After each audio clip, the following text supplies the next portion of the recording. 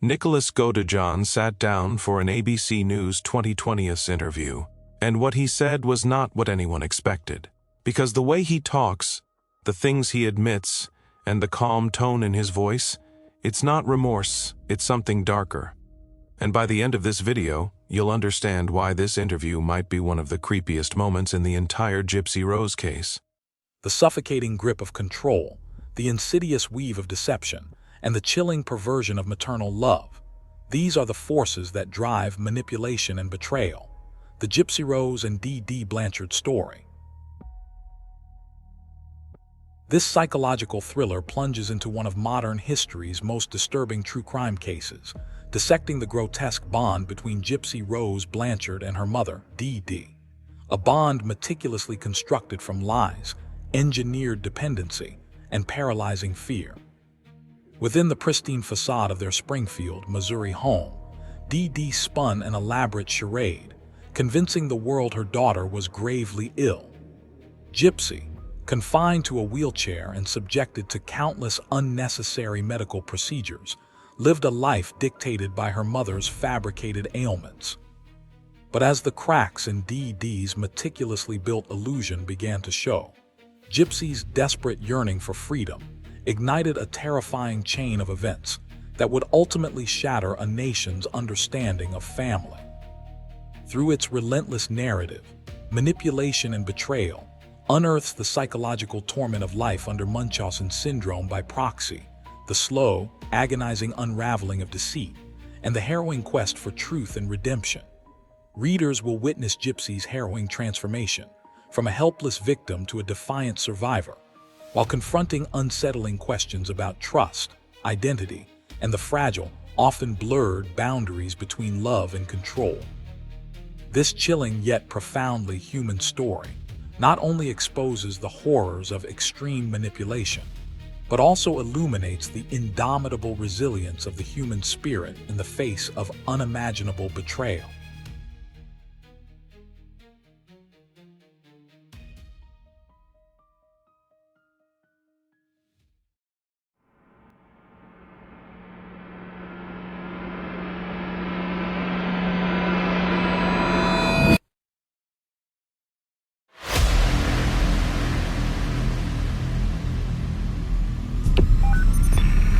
What's your emergency?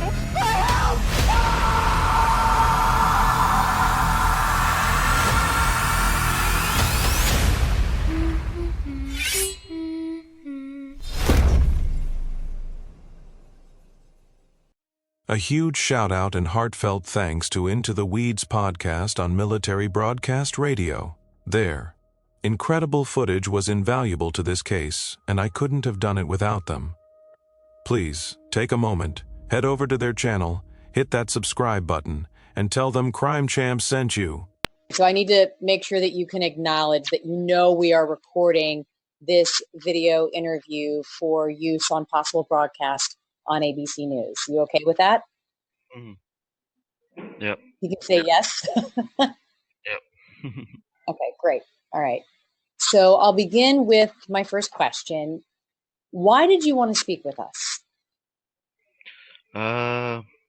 Two reasons. One was I knew my co-defendant was putting my name out there in a bad light, and I didn't appreciate it because the way that I was brought up in a integrative environment as well as one full of honor, and that's part of the reason why I didn't feel that it was right what she was doing.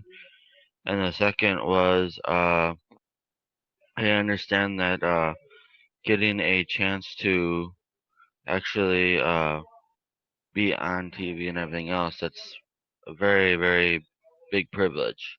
It's not something you get very often. And because I knew that, I understood that this is pretty much the same thing as a once-in-a-lifetime opportunity, and I couldn't pass it. What has Gypsy said that put you in a bad light, in your opinion? For one, she's openly admitted that she is more than willing to lie without having conscious in doing so. And a lot of the lies that she's said, I feel like I have to literally cover it with the truth, and because of it, yeah, gets very frustrating for me. How did you first meet Gypsy? I met her on uh, basically online. It was on a dating site. It was called Christian datingforfree.com. What first attracted you to Gypsy Rose? Actually, I believe, well, she said it was the same thing, but I'm not fully sure if it really was that. Uh, for me, it was, well, I looked at her profile first, and I looked, seeing that when she was on the way that she put her actual profile together, it was pretty much everything I was looking for, everything from her height to everything else, and um, and then I looked at her profile picture, and that right away got my attention. It drew me to her really quickly. So everything came pretty quick, just from looking at her profile picture alone, and every bit of the information that she provided on her profile picture, as well as the rest of the profile itself. Yeah. How would you describe your online relationship with Gypsy Rose? Oh, this is easy for me to do because it's a question that I'm one of the only ones willing to go in deep detail about. Um, at first, when we first started out, it was well, I could definitely tell that she was fairly new to it, and I was fairly new to it in the light that where since for us it was something where we both were more like, I guess you could call it like how to put it in words. You could say it was our very first online dating where we actually got serious. From what I understood, I was actually the very first one she truly fell in love with, was what she told me. And for some darn reason, I obviously believed it. I'm not fully sure if it's actually true, but yeah, uh, it started out as pretty good. Towards the middle, we started having problems, and then the next thing I know, uh, when it came to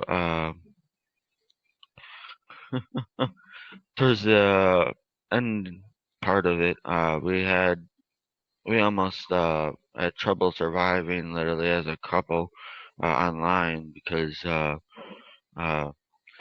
it seemed like she was starting arguments just to see if I'd stay together with her, and well, she'll openly admit it. As if she's gonna tell the truth. She'll openly admit that I was really the glue that stuck us together. There's there's times where when we had our arguments that she would uh do things, and then I would show basically her in the great detail that I'm usually able to provide that she was doing these things, and the next thing you know, she would uh at one moment she would admit it, and then another moment she'd be acting like she didn't know what I was talking about. So she basically was playing a cat mouse game with me, and it just made more tension on the relationship. We almost Nick, broke up by the. Nick, let me ask you this. Was Okay, Gypsy Rose your first love? no, not my very first one. No, How quickly did you fall in love with Gypsy Rose? uh, pretty quick. I will admit it was pretty quick. And it was intense? Yeah, very intense. How did you feel when you all were communicating back and forth, sending messages? Well, I mean, when we first started on the Christian Dating for Free website, it started out in like I guess you could call it, uh, what's the word to put it? This is just a touch around the area to get to know how this might go, that kind of a feeling.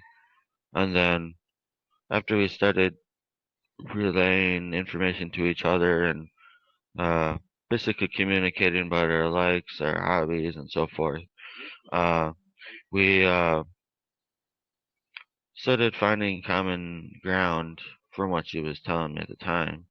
And after that happened, she ended up letting me know a Facebook name that she gave me, which was just it was known as Gypsy Rose at the time, and we ended up chatting on there about I would want to say about a day or two after that.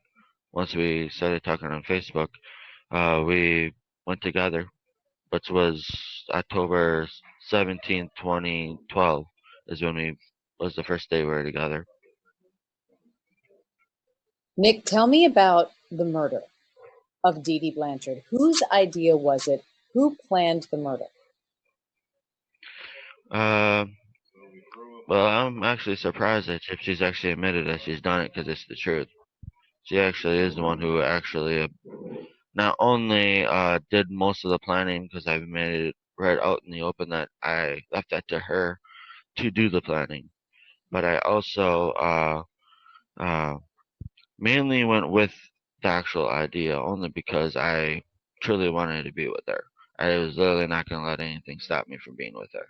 And I made it clear to her, in one case where I mentioned it online, and then she had this habit of trying to push me further and push me to the point where there's no returning.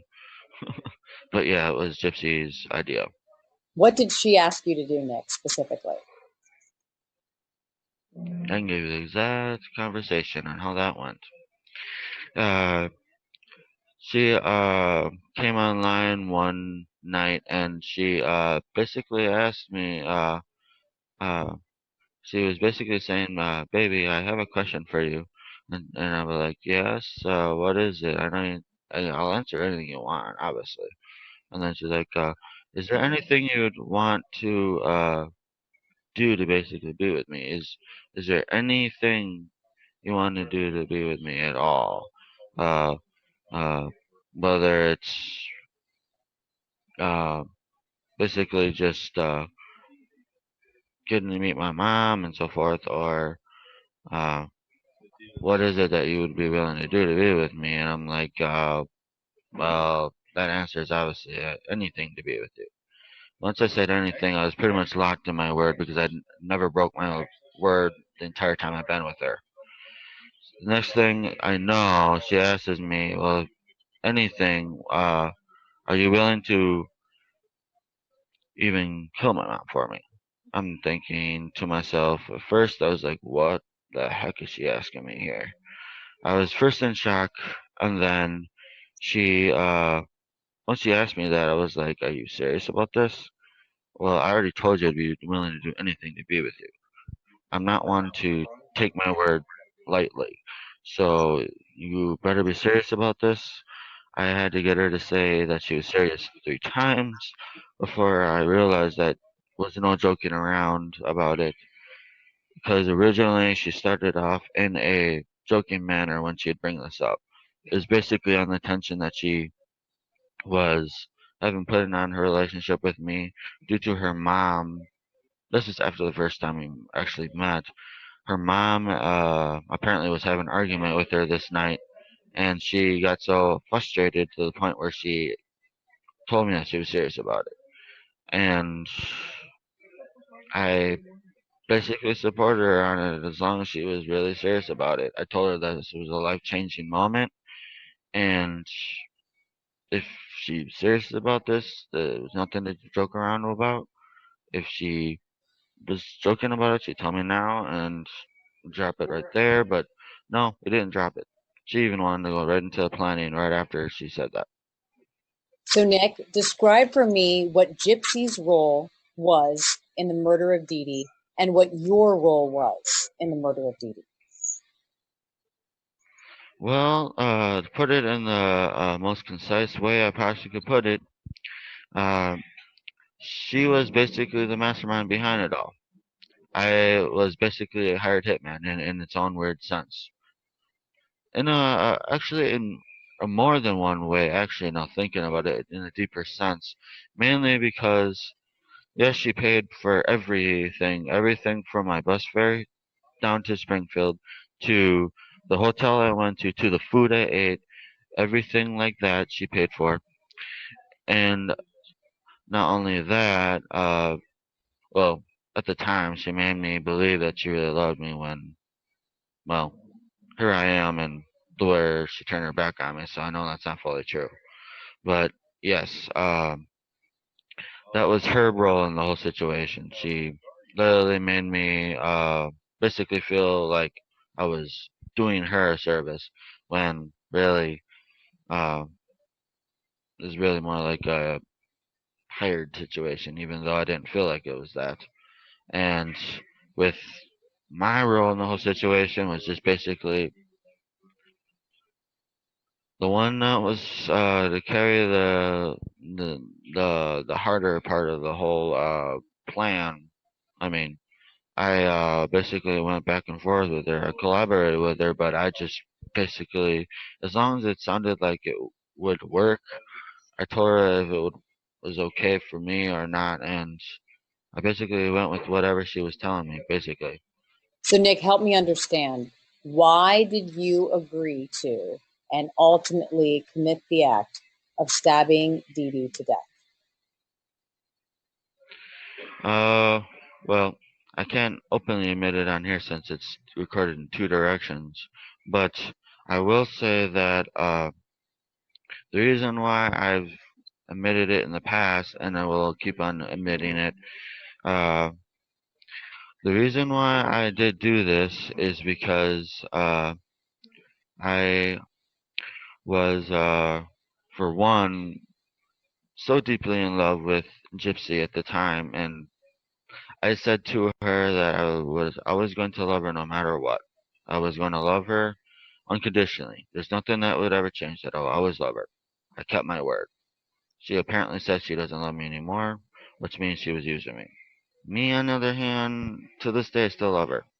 So there's where the differ is different there, but I still to this day, I still love her. Nick, That was basically the reason why it happened. Nick, can I It ask you happened this? because Can I ask you another question, Nick? yeah. Did you think that you were her Prince Charming? Actually, the way that it looks like to me, well, actually, it's quite funny you asked me that because she used to, her nickname for me was King Charming. Mine for her was my Blessing Queen. And yeah, it's pretty darn crazy because at the time I felt like she was a blessing to me, but the more and more I think about it, it's a blessing at the time, but it's only a blessing for the memories that she's given me, not necessarily the position she's put me in. Hey, Nick, tell me what your nickname was again, because I want to make sure I heard it correctly. Uh, she used to call me her King Charming. King Charming. Hmm. Why did she call you that? Well, the thing it was is that me and her, we used to talk about Disney movies all the time, and you had Prince Charming as one of them. That we were talking about. We were talking about Cinderella.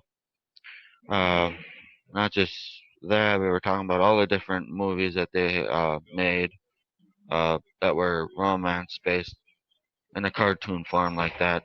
Um, and the next thing I realized is that with the names that we were giving each other.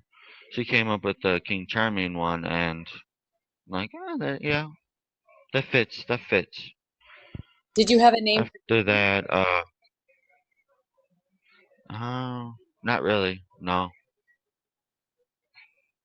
Did she have a role though in this fantasy romance that you all were creating online and then ultimately tried to live out later?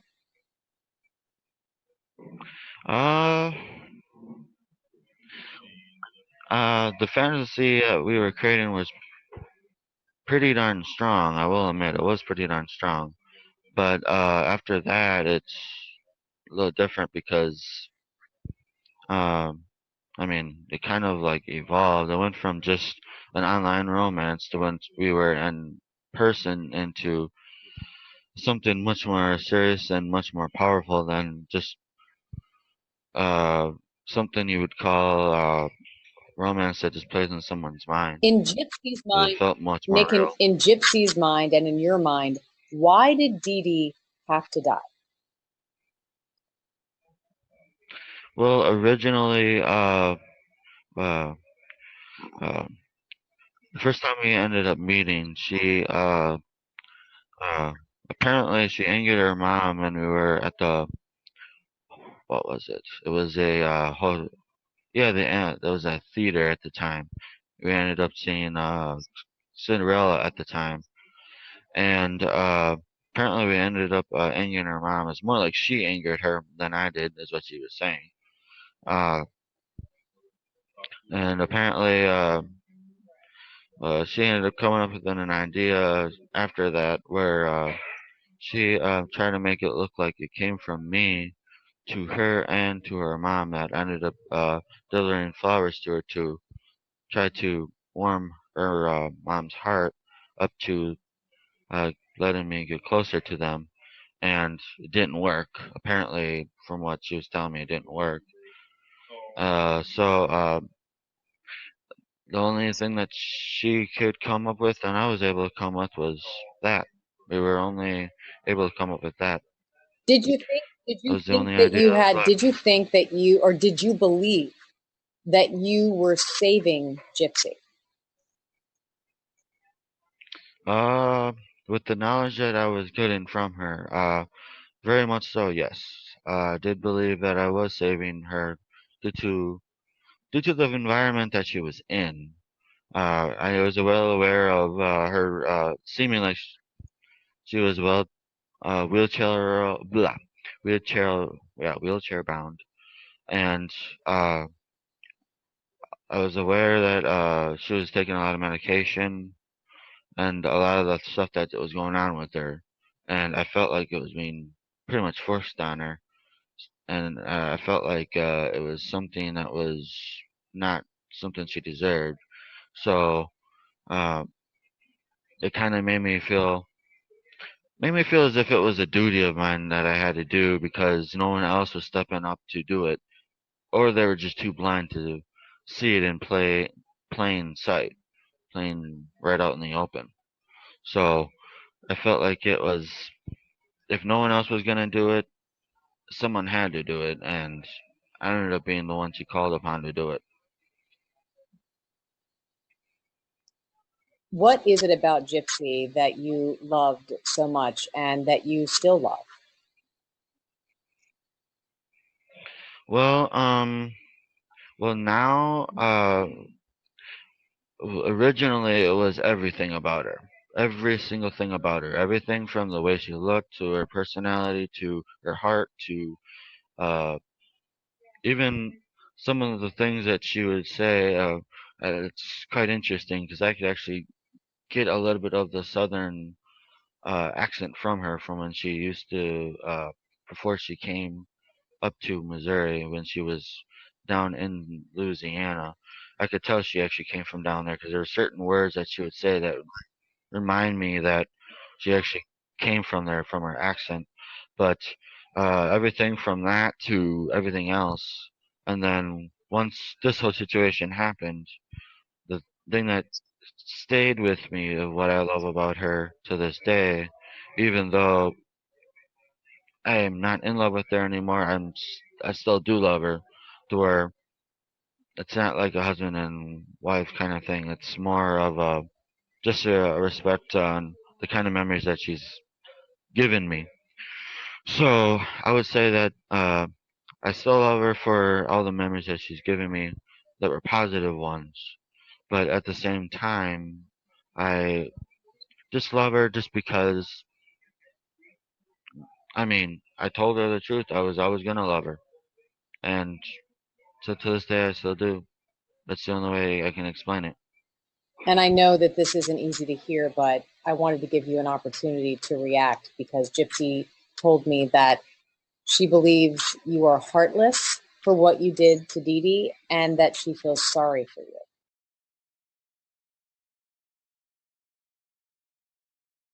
Turn everything on. Hang on, sorry. You know how slow I am with these things. Hi. Yep. Doing all right. Yep. Yep.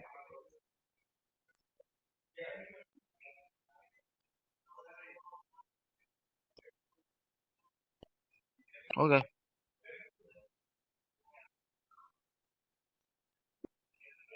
Permission. Okay. You know that I tell you that we're filming and that you give your permission to, like, you basically say that you know that we're filming you, yeah? Okay. Yeah? Yeah. Okay. Yeah. So, hang on. Where's it gone? I've just lost this thing. Sorry, Nick. 1 minute. Okay. It's so annoying, this computer. Let me see. Okay. Right. So, the same thing as we did before, just to confirm that if you could just answer yes if you understand this, just to confirm that you give your permission for us to record this video interview for the purposes of the production we're making about the death of Dee Dee Blanchard. Yes. And you agree to take. You agree that any part of this interview, as well as your name and the accounts of your life, may be used in the production for the promotion of this production. Yes. And you're aware that the production could be broadcast in theory all over the world in any media format forever. Yes. And just to clarify, that you're aware that the prisoner are also recording this conversation and that anything you say to us could be potentially used in connection with your up-and-coming trial. Yes. Perfect. Okay. So I am just gonna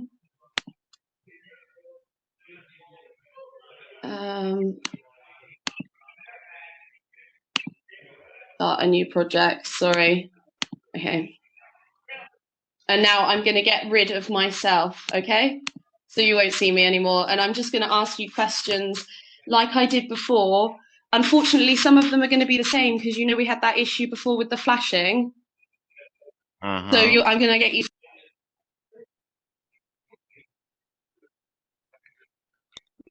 Yeah. Yeah. Yeah, I'm not too fond of having to repeat myself constantly.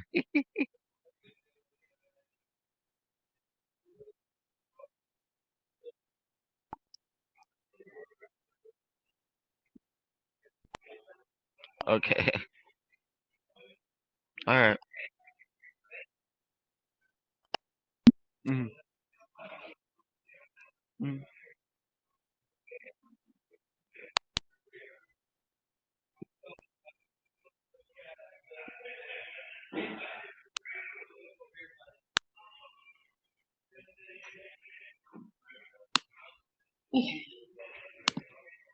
This technology, I'm not so down with it. Here we go. Okay, so could you tell me a little bit about, take us through how the idea of killing Gypsy's mum came about? Did she ask you to kill her mum? And so when you answer this, if you could remember that my question won't be included. So if you could say something about one day Gypsy said to me on Facebook, or she came to me with the idea, start it off so we understand what your answer is. Yeah, sure. Alright, the time that happened. Okay. Um, well, one night, believe it was right after she got done being in an argument with her mom. She was online with me. I do remember this conversation pretty well, actually. She first just said that she wanted to ask me something. She was like, "Can I ask you something?" And then I said, "Of course you can, baby. What is it?" And then after that, she started to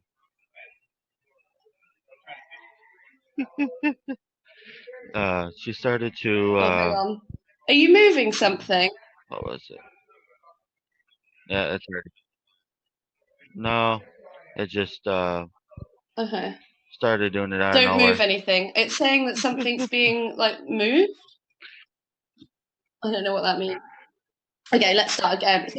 Nope. So if you could say, maybe if you could I don't know. finish off my sentence, I guess maybe you could say Gypsy first came to me with the idea of killing her mum.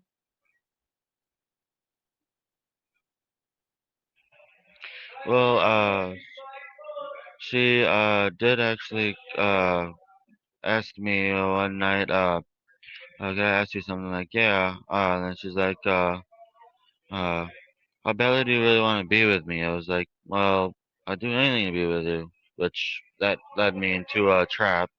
The next thing I know, she was saying, "Even kill my mom." I'm thinking, "Are you serious?" I'm sorry. She's like, "Yes." I asked her That thing again, keeps flashing "Are you again. serious again?" Is it? Okay. It's gonna keep on doing it. That's the reason why, without your video, it's gonna Okay. keep on doing it. That's basically what it's That's saying. annoying. But yeah, Okay. It says it needs to be in an approved area. yep, Is it in an it's gonna keep approved on doing it. area? Oh, Weird. yeah, that's so annoying because I Yeah, it's can't really weird. record if it's flashing like this. I don't know what I can do. It keeps doing it even more now.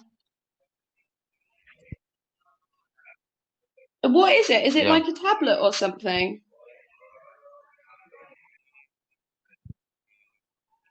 No, it's hmm. Oh, I don't know.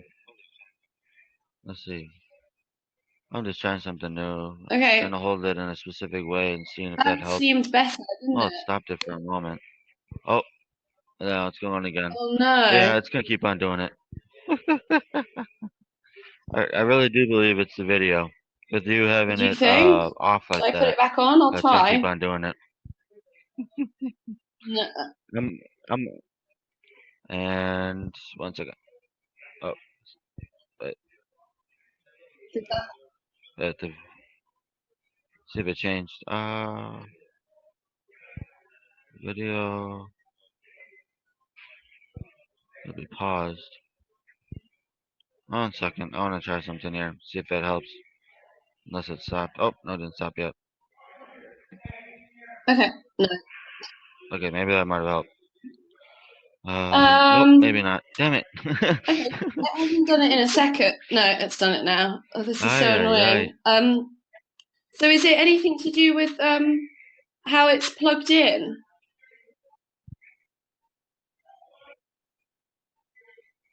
Uh, It says no, can't say that because it was I know. I don't know why didn't have any problems before. it says something to do with it being put somewhere. Yeah, I Well, know. it's No, on the it seems charger. weird because obviously It's on the you can't charger, really move so it about anyway.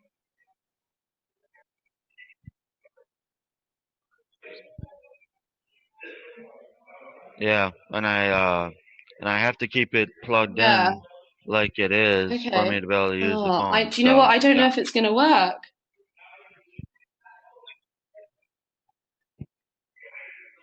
I think the only reason why I did it is because as soon as you clicked off your video, and then you obviously turned it back on.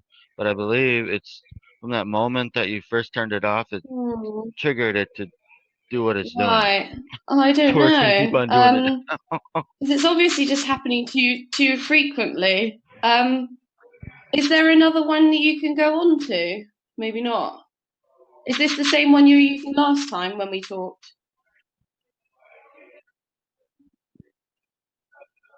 Uh, well, the two tablets that they use for the video calling, they're both right in the same Right. vicinity of where I am. I mean, you have the one Yeah. that I'm right now on, and then the one right next I to don't it's know the other why one. it's okay. Don't touch it. I don't. It's going to keep doing it. Thing is Yeah, I can keep asking you questions, but I'm going to have to ask you to repeat yourself um every time you say something, and I don't want like I don't I obviously know. don't want to make you do that. I know. Did you have this problem when you filmed your thing with 2020? How did they do it? They did it. They did it way differently, because they it's still it's almost like they plugged in another feed into the computer, to where they were able to bring into a separate feed, to where I think it Right. was still doing it, but I couldn't tell. I think that's the reason why the anchor from ABC World News. I think the reason why she kept on looking up from time to time, because I think someone in Oh, the background was telling them that this was going, right. And but she how? just ignored it. Right. So how did they still film your face? I don't understand. I don't understand how that works. As Huh? in, did this message keep flashing up when you were doing it? Yeah. Not that I could notice. I mean, it might have been for them to where they could see it, but because they plugged into a different video Right. feed, I wasn't aware of Okay. it. It didn't do this Um, flashing. It did not do this I don't flashing. really know what to suggest. It keeps like I don't really know if there are any options, but it's saying it's something to do with being at your end, so I don't really know what I can do. Mm. Yeah, it's weird. But it was okay I don't know what's initially. going on Is with there it. any way we can hang up this call and start again, or do you have to accept? Do you have to? How long does it take to accept something? Wow, that was Is weird. it I just working? moved It's it just a tad working. bit to see if that was the problem. Yeah. Okay. I It's wanted to make working. sure. Um. Okay. So if you don't mind, can we just do that again? Would you be able to like talk me through how the idea of killing Gypsy's mum came about? Did she ask you to kill her mum?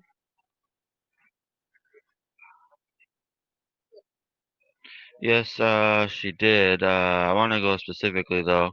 What happened was, she first asked me, "What? Could I ask you a question?" She said, "That," and then I said, "Yeah, surely. What does he want to ask me?" And then the next thing I know, she was asking me, "How badly do you want to be with me?" And then I told her I'd do anything to be with her. You know that. And then the next thing I know, she even from that point on, like, threw me into a trap, because he ended up asking me, uh, even kill my mom. I'm thinking, are you serious?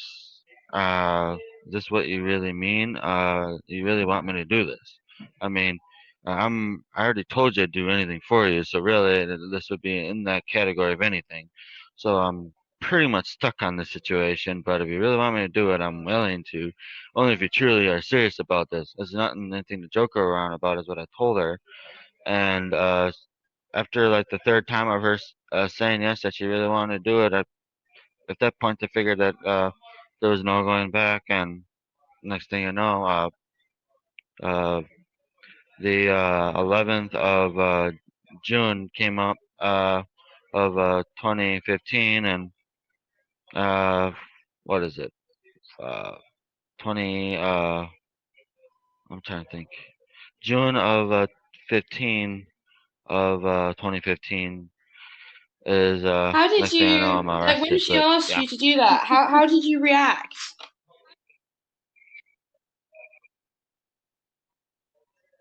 I was shocked. I was really shocked. I like I said, I was like, "Are you serious? There's not anything to joke around about." I was quite shocked, but at the same time, I knew I haven't broken my word with her, and that's the thing. I haven't broke it throughout my entire relationship with her.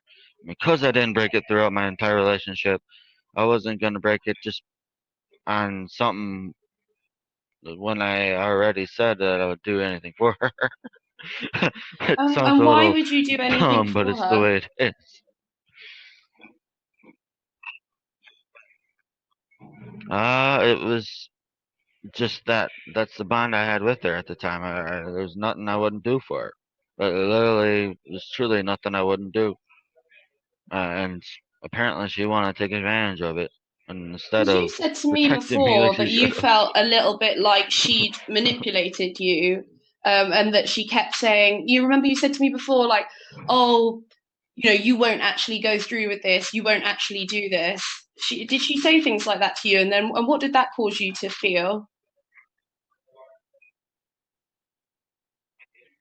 Yes, that is very true. Ironically, it's in the Facebook messages.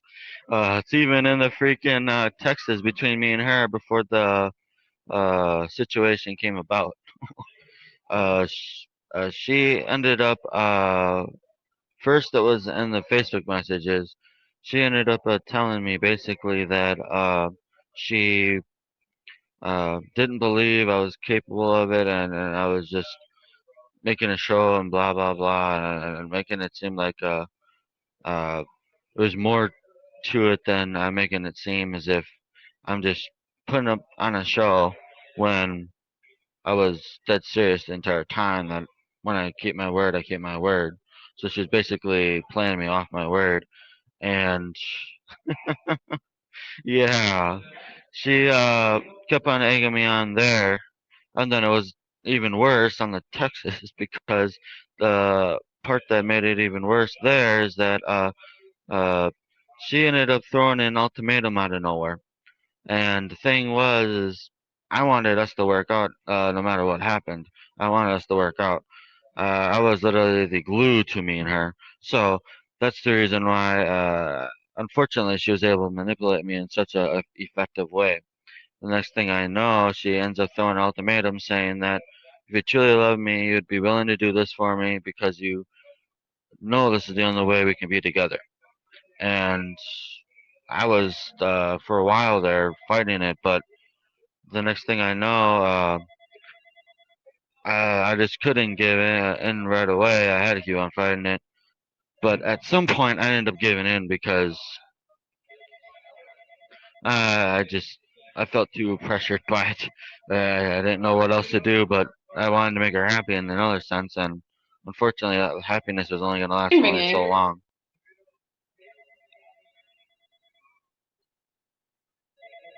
Yeah, it's someone else's ringing. Yeah, it's not. Yeah, that's fine. There you go. Hey, he got it.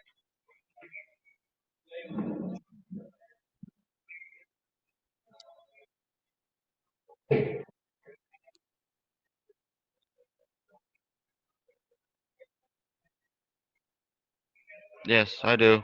Like I said, she threw even an ultimatum. It even shows in a text that she threw an ultimatum. That's my main proof right there that she was beyond manipulating me. Like I said, she said, uh, "You know, this is the only way we can be together because if my mom, as long as my mom's alive, she will not let anyone get between me and her."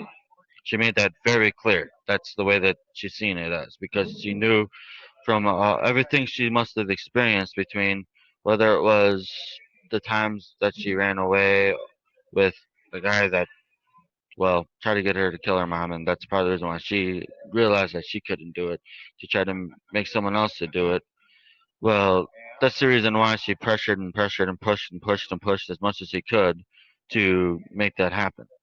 And she said that was the only way we'd be able to be together. Once I gave in.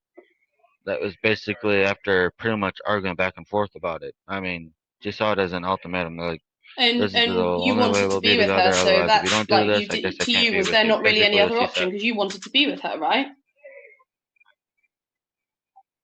Could you tell me that? Correct. Yep. Yep. Yeah. I mean, uh, uh, I was mainly the glue between me and her. I mean, I was the one that literally stuck us together. I mean, my relationship with her online, at first it started really, really good. And after a while, she started showing more of her true colors on the kind of issues that she would show and everything else. At times, I was questioning, and she was even questioning herself that she might have been bipolar, but I'm not fully sure if she was because I didn't see any signs of it when I was around her. But as the time went on, while me and her were online, uh, she ended up making things more and more difficult for us while I fought tooth and nail to keep us together. And then just before I was to come down to Springfield to do what me and her talked about, even though she did the more in-depth details about it, I just ended up following along. Uh, just before that happened, that same night before it, we almost broke up. But I basically pleaded to her that just give us a chance to be together. Just one more day. You'll see that it's the distance between us is what's drawing us apart. And I ended up proving what I was saying to be true. That was what it really was. So, yeah, there was a time where we were in a complete struggle, but I was the one fighting for us. And I even argued to her about it in one of my arguments just before we ended up seeing each other the second time.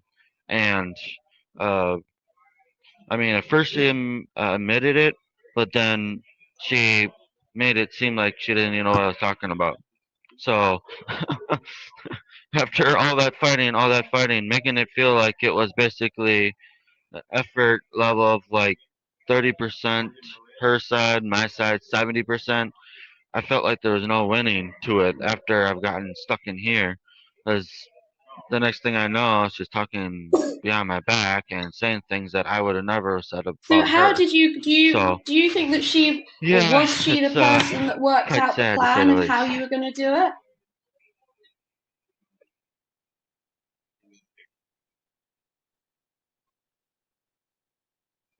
I think she must have planned this out way, way, way in the future. I really believe that because there was stuff that I wasn't even aware about that she was obviously planning until she obviously introduced me into those part of the plans, and I'm thinking, okay, when did you think of this stuff? And she's like, "Hey, you left the planning up to me. So if you're leaving the planning up to me, I'm gonna do all I can to try to make it as close to as a perfect plan as possible." And she tried. I mean, well, me and her were together after I came to her house and everything else. She did everything in her power to try to protect me from what I noticed, except for that one error that she did, which led everyone to us. I mean, she was trying to cover up my freaking fingerprints. I mean, she was doing a lot of stuff that it showed that she cared, but in another sense, I had a side of me feel as if there was more to this whole situation than she was showing. I wasn't fully sure what it was, but I just knew that it was there. And I didn't notice it until, well, we got woken up by the police, and And that so was did you guys not research the different greatest methods thing of how you were going to to do it? have to remember, unfortunately.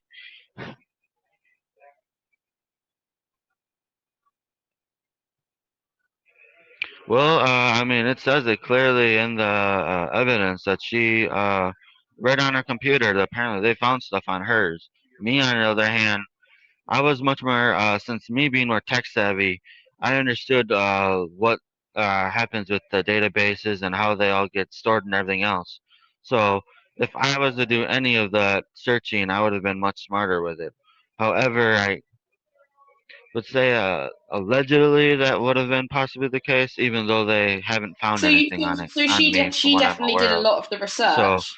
that's the reason I have to say allegedly. And Yeah, and so like, how do you feel about her now? yeah.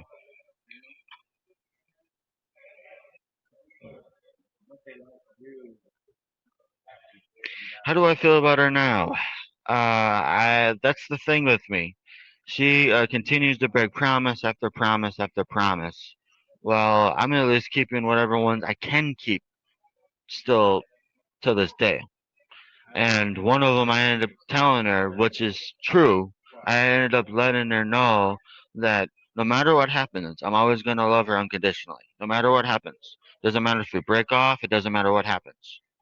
I'm always going to love her unconditionally. To this day, I still do love her. I do love her. I can't say I'm in love with her because she killed the romance between us. She killed it due to what she did behind my back. Stuff I would have never done because I come from a background where I'm a lot more honorable, a lot more full of integrity, a lot more respectful. I wouldn't do that stuff. And because of it, it yeah, you could call it a heartbroken moment is what I'd call it once I first noticed it. And ever since then, uh, I mean, am I always gonna love her? I mean, it's the kind of if I had to put this in a more deeper perspective toward be understanding to where everyone could understand it, it's more like the kind of love that someone would ever feel for like an ex-wife or ex-husband and so forth, to where And they how know do they'll you always think that love she them, feels about but they you? realize they can't be with them. That's the way I feel about her now.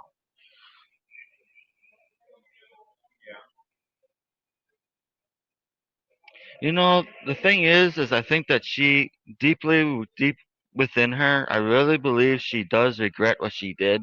I mean, to me and to her. I think she deeply down inside of it, and that's the reason why she's projecting it in such a negative light towards me, where she wants to blame me, blame me, blame me, but she's too afraid to take responsibility herself. Me knowing her as well as I do, me being able to see the inside of who she really is, I have been able to see things that most people aren't able to notice.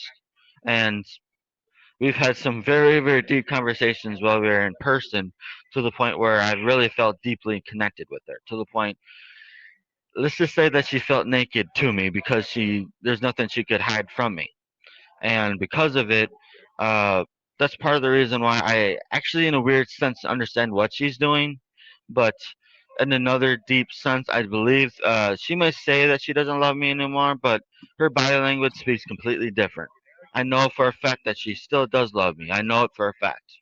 She just doesn't want to admit it to people because she feels ashamed about it because she feels ashamed of what she made me do, and she doesn't want to uh, let's say it in a proud sense because she feels that everyone must be shunning her about it, and because of it, it's making her feel like basically being in a constant defensive mode.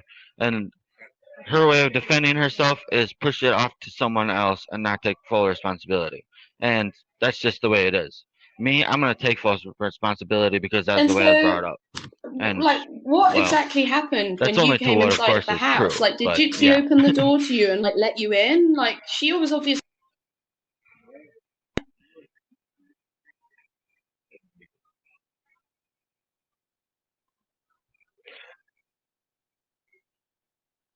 Oh yeah, she was deeply involved with it. I mean, just like it says in his police statements. Like I said, right with while I was talking to them, it says just pretty much word for word what I told them. She told me before I ended up getting there in a text that there was latex gloves that be on the porch.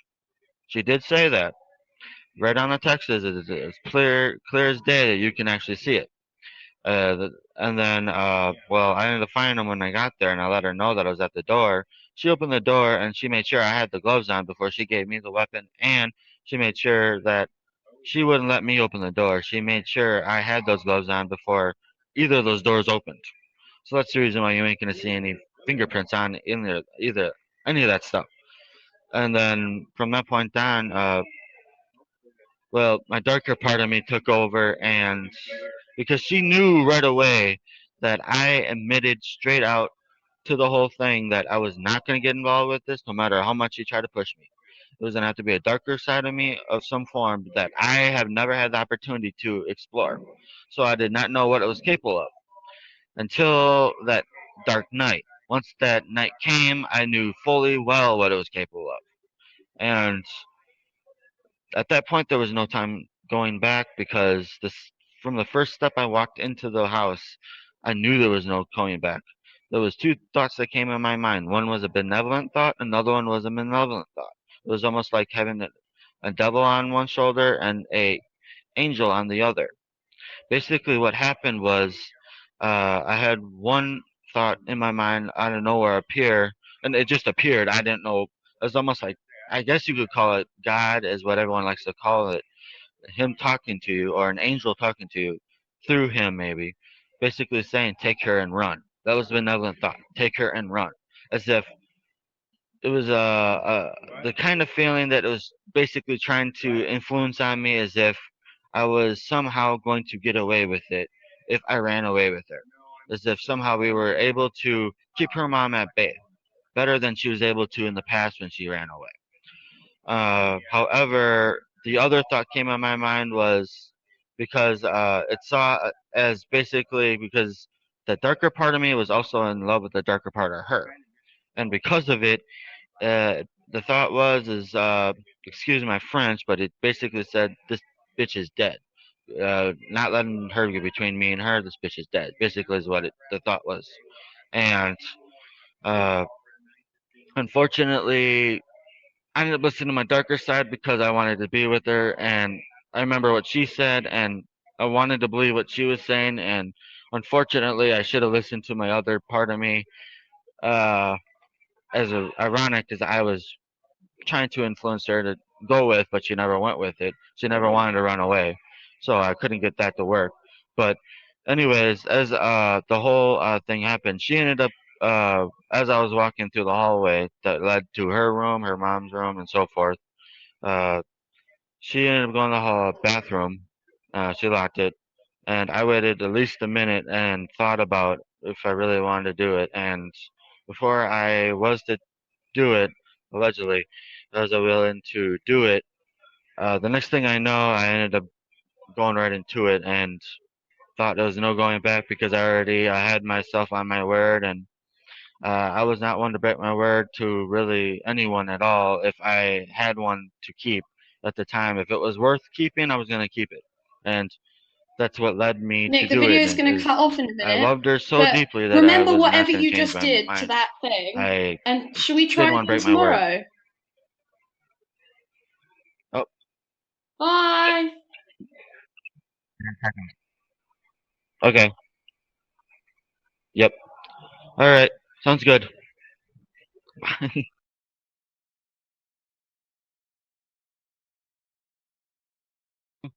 How are you doing? Just waking up. Yeah, are you tired? No. I'm No? actually not. Well, I'm actually pretty refreshed, actually. Let me just make this full screen, sorry, 1 second. Okay. So, yeah, we got to talk again. What happened with your lockdown? What was that all about? They were having us all clean and all different stuff. Yeah, I was all over the place what they were doing. Is it annoying when they do that? Yeah. So do you just want to start, like, should we just start with the questions, with some more questions? Okay. Yeah, you happy to? Sure. I was hoping what you could do for me is because each of do you remember I explained to you before that not all the time we don't always include they won't include my voice on the questions, and so I guess oh, that thing's happening again. Did you see it? Yeah, I did see it. And so because sometimes so they won't include my questions, and sometimes it's really good to just get from you like you know how you would tell a story, so you're sort of like setting the scene, right? So instead of me saying like when Gypsy sent you the first message, um you would probably say something like, one day I got a message from Gypsy and it said, would you kill my mum? You're sort of telling it like a story. Yeah, I Yeah? know what you mean. I know what you mean. You think that you could do that for me? And it doesn't have to be a long description, but maybe introduce just a line, because basically we want you to look and sound as like intelligent and clear as we possibly can. And so by by sort of introducing you like this and by you talking like this, it just seems like you're a much clearer talker just because they don't include me. So I know it's a little bit frustrating, but it would be really amazing if we could just get like maybe a line from you, like, one day I was on Facebook chat with Gypsy and she said to me, would you kill my mum? This is the only way we can be together. And I thought, does that make sense? Do you want to give it a go? Yeah, but I like staying along the truth. That's the reason I present it the way I do, though.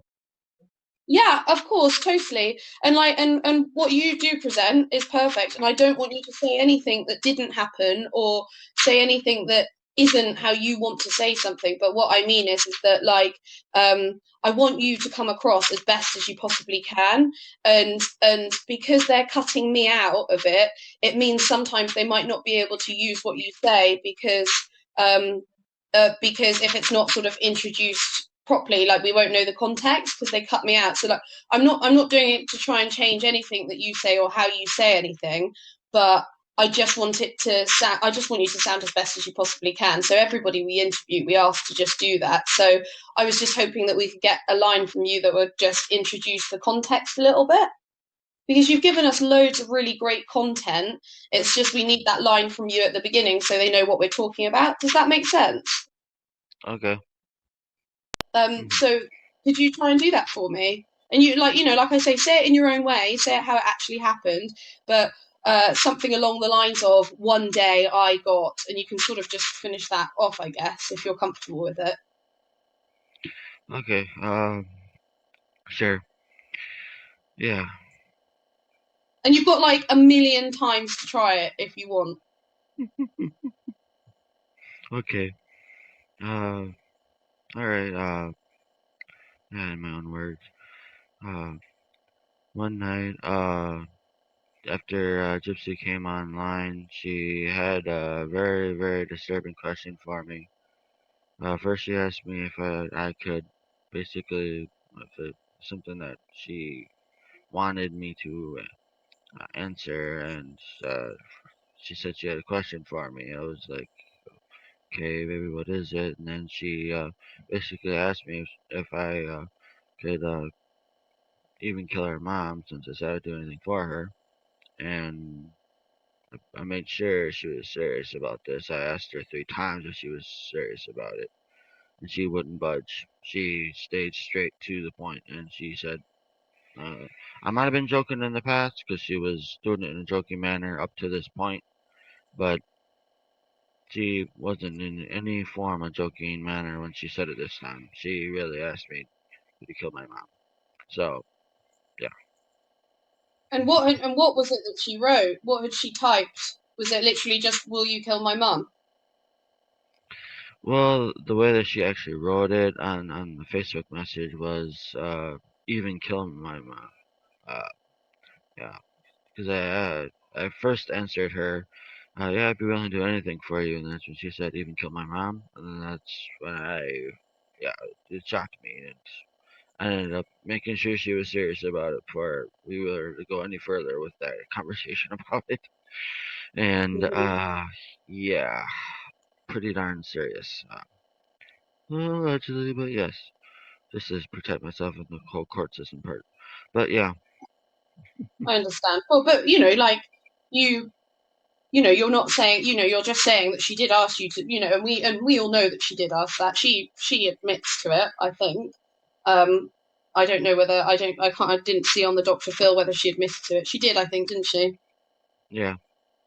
And then Mm. she apparently was bragging on it on another program 2020. Yeah, I haven't seen that yet. Have you?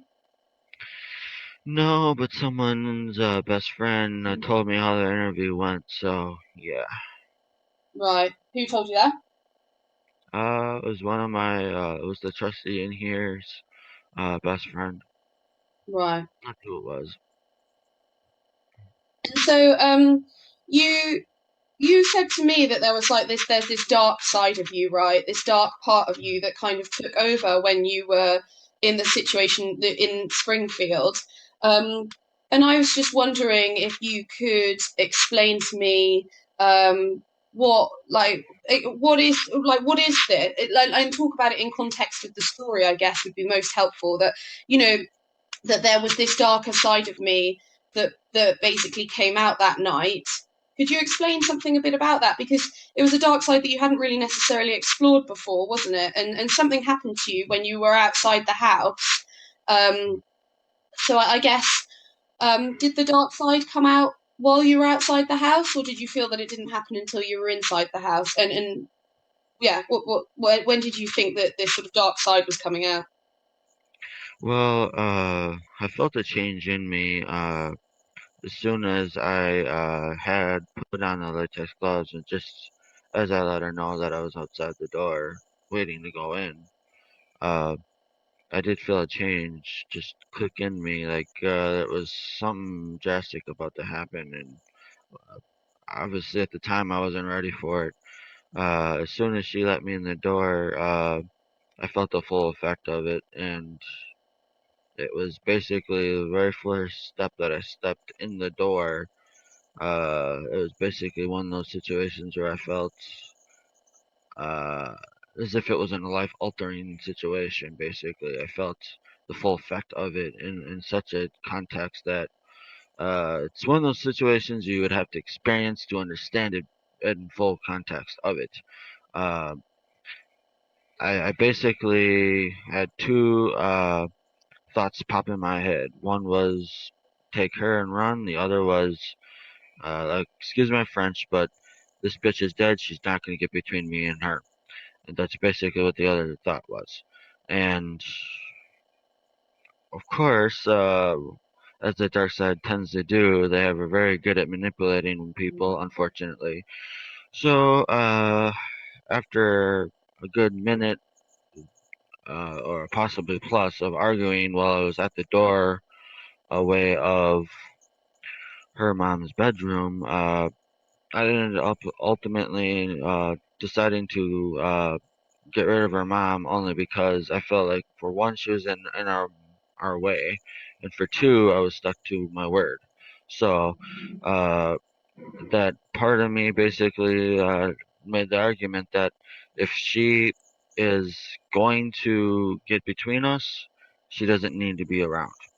And unfortunately, that's the way that he made me look at it as I made a basically an oath to her, a promise to her by me agreeing to do it, due to the way that I worded what I said when I basically told her I would be willing to do anything to be with her. It pretty much had me stuck in a trap where I wasn't able to get out of it, and I felt the need to keep my word, even if it was something I didn't want to keep. And the next thing I know, it convinced me. It was like basically thoughts going in my head. Basically, is what it was. One thought after another. Um, and once that happened, there was no going back. After that minute was over with, didn't take long at all for her mom felt the full effect of what happened. Unfortunately, it's not a gruesome night I want to remember. And so, what, like, once that night, like that night, I guess, was that the first, that was when you had the realization, right? That you had this part of you that just totally took over and was capable of things that you maybe never thought you were capable of. Is that fair to say?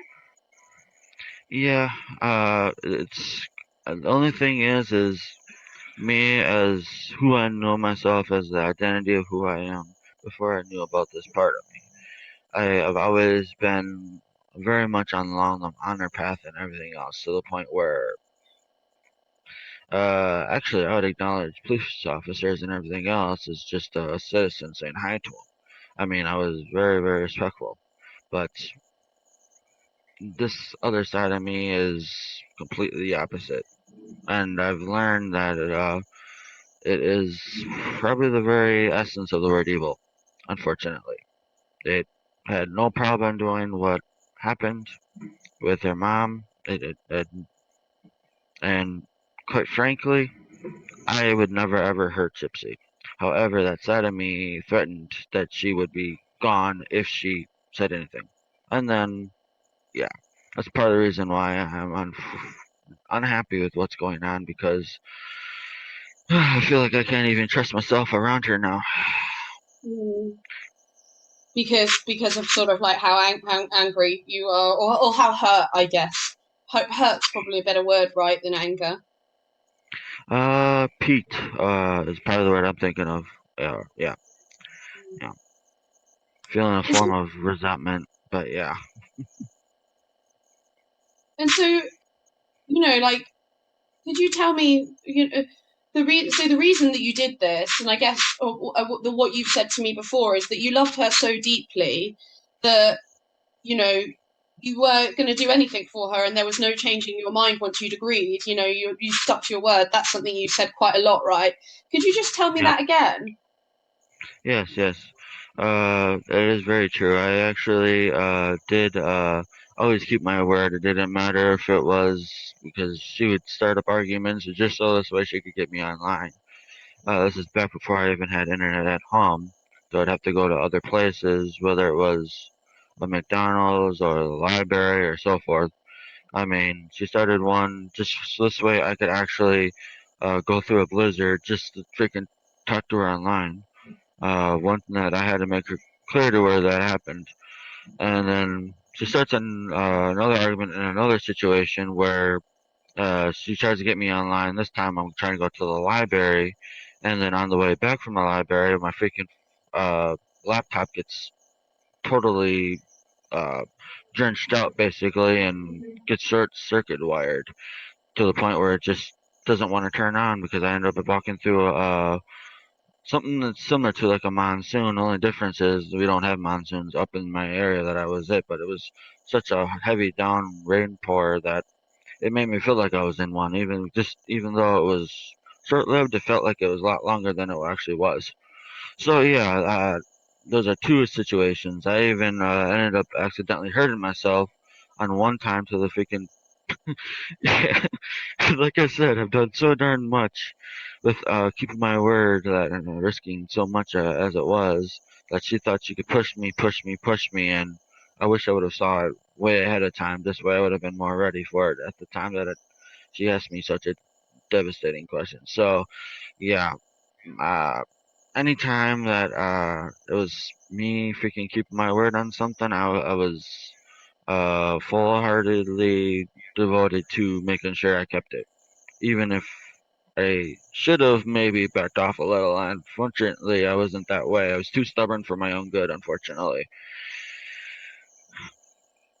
And why did you keep your word? Like, what, why her? What was it that was making you keep your word? Well, the thing is I kept my word with all my other exes for the most part. I didn't be able to do it like I did it with her, though. With other ones, due to us being further away or so forth, we were only able to get so close. With her, for some darn reason, I was willing to go the extra mile just because I was that much more in love. And I think that's what pushed me to the point where I felt uh, if it took every SN fiber of my very being to freaking make sure I kept my word, I was going to. And she's the first person I keep my full word with. Uh, I wasn't able to do it with anyone else until I met her. Uh, but unfortunately, she had ill intentions. I wish I would have saw those ill intentions. So this way, I would have maybe tried to adjust the way that I kept my word when I was with her, so I'd still be able to keep it. But at the same time, word things in a way to where I would not put myself in such a uh, easy trap to fall into, I guess you could say. So yeah, it's unfortunate, but yeah, it's basically because the way I worded my words is the reason why she was able to manipulate me into the situation that I ended up being in. and was able to use my own words against me, since she knew that I wasn't going to turn back from them. Was she the first person that you properly loved? Maybe is that why you could keep your word this time, do you think? Well, I mean, my first love was a girl way before I met her, but as my love for her developed when I was with her, on the other hand, uh, it was such a strong freaking development over that period of time I was with her, across online and such, that um, there was times that I would get more frustrated than I would when I was with someone else at another time, over maybe something similar to what I'd be dealing with her, whether it be over online or even after the very first time that we got the chance to see each other in person. It intensified it even more to the point where I felt like this is getting too ridiculously strong, and I didn't know how to handle such pressure. I think that's the reason why our relationship started breaking down after the first time I was with her in person, much more. Before that time, we were actually being able to hold on pretty well. I guess you could say the battling urges of our body just got to us so badly to the point where we couldn't control it. And that's the reason why we fought all the time, almost. Started, let's see, once a week, turned into every other day. And by the time, just before I went down to Springfield the second time, by that time we were fighting every day. So, yeah, it, the, I, that entire time was the glue that kept us together through every single one of those arguments. And of course, we got a slap in the face in return, but as they say, love is pain. Oh well. Tell me what it was like the day that you got the Greyhound bus and you turned up in Springfield. How did you feel? What was that like? Like not the Um, day you came to the cinema, like the time that you came down for the actual um, what you'd planned, to play out what you'd planned. Tell me about how you were feeling and your thought process. yeah. Um, on there, when it came to me coming out to Springfield the second time, the thoughts that were coming in my head and everything else was, well, she kept in contact with me through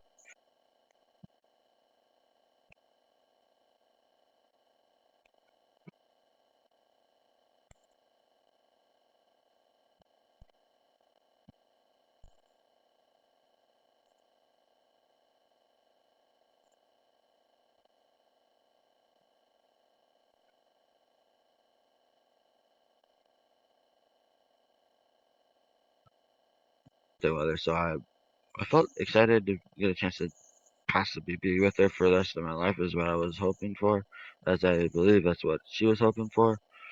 Um, and I mean, and yeah, I was excited to get a chance to see her. As for the actual plan of how I felt about the whole plan, I was originally, as a whole being, whether it's my good side or my bad side, pretty much my whole self, I was excited just to be around her because both sides of me fell in love with her already by the time that I was gonna get on the bus to go down there and everything else. Um, the only reason why I was willing to go on the bus was because I wanted to see her. When it comes to my good side of me, the bad side of me, on the other hand, or the evil side is what I'd rather call it. Um, that side of me, of course, it had more plans than just seeing her. Uh, uh, I hate admitting that, but it's the truth. It had more plans than that. If I could have turned back, I would have turned back. If I knew the very essence of how serious it was with its intentions, I probably would have for sure turned back. And unfortunately, it's only because I would have probably maybe been able to get her to change her mind on what she was thinking. Because I think that as I now look back at the past on how our arguments happened and everything else,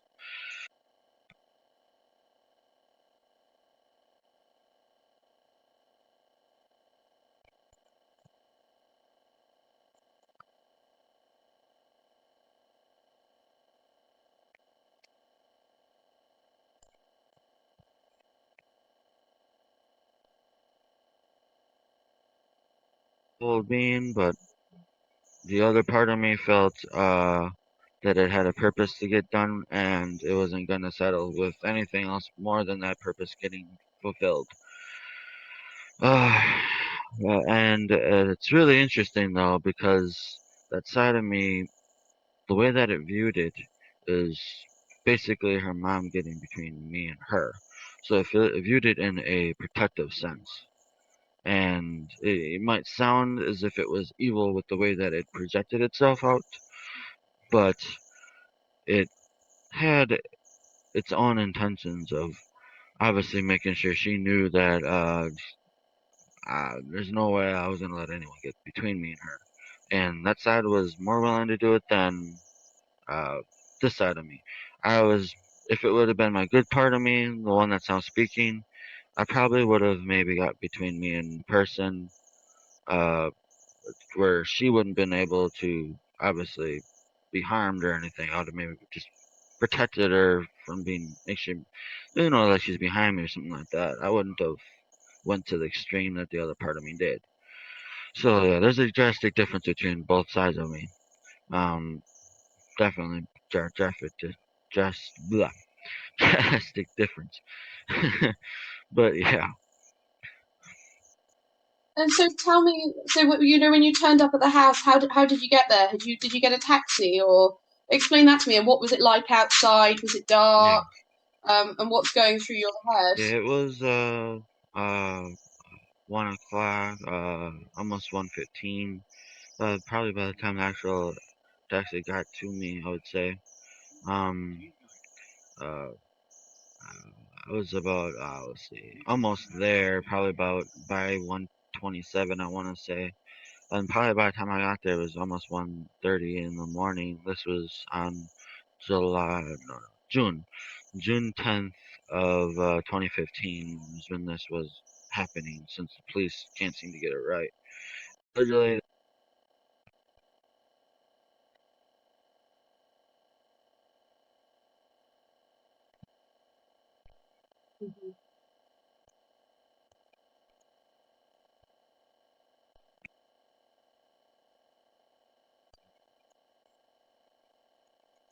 So walk me through getting out the taxi. So like, if you say to me, I got out of the taxi and I saw the house. Like, what did you see? Just sort of create for me an image of what it, those moments before you go into the house, what you see and how you feel. well, well, after I got out of the taxi, before I did get out of the taxi, while I was in the taxi, I should first mention this.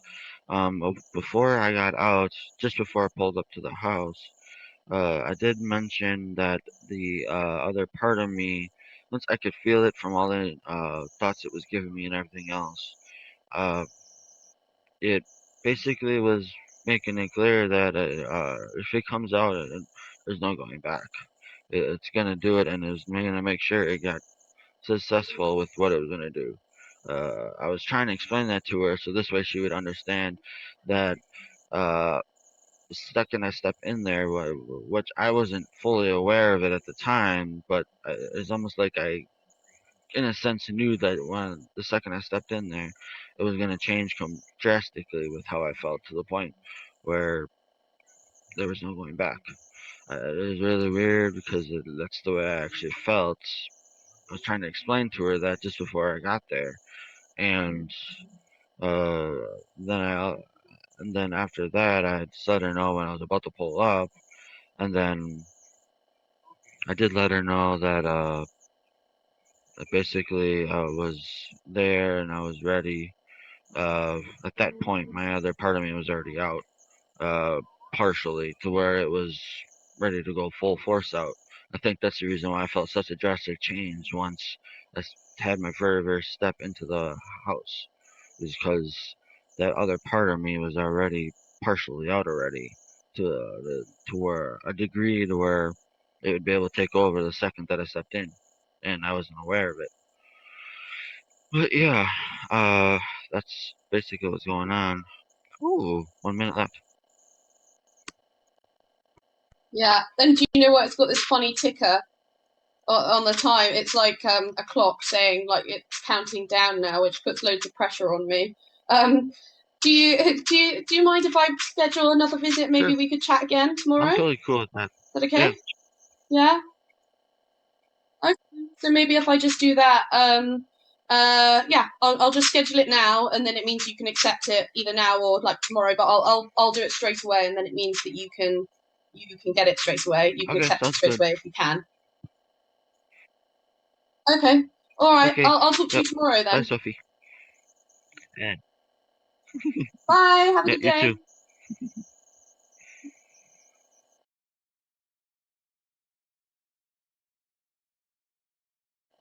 Yep. Hey, so good to see you, Nick. Don't have a lot of time for the interview, so we're just gonna jump right into it, okay? All right. All right. All right, so Nicholas, the first question I have for you is, why are you agreeing to do this interview today? Well, I'm agreeing mainly to get my voice heard because I feel it as an urgent need. So yeah, that's why. What is it that you feel needs to be told to our viewers? Uh, well, let basically letting know the viewers who I really am and not who I am not. So, uh, due to how everyone seems to be betraying me in such a negative light as of late, I feel that it's only fair that my voice gets out there to give a more accurate image of myself. And what do you think that image is? Well, for me, I'm more of, well, that was the way I was brought up. I was raised more as a person full of anger, honor, and integrity. Uh, Not only that, originally, whether it was my father, my mom, or anyone really in my family, any of my uh, superiors, mainly ones who were older than me, they all basically rose me to have respect, honesty, all those things a noble person normally is supposed to have.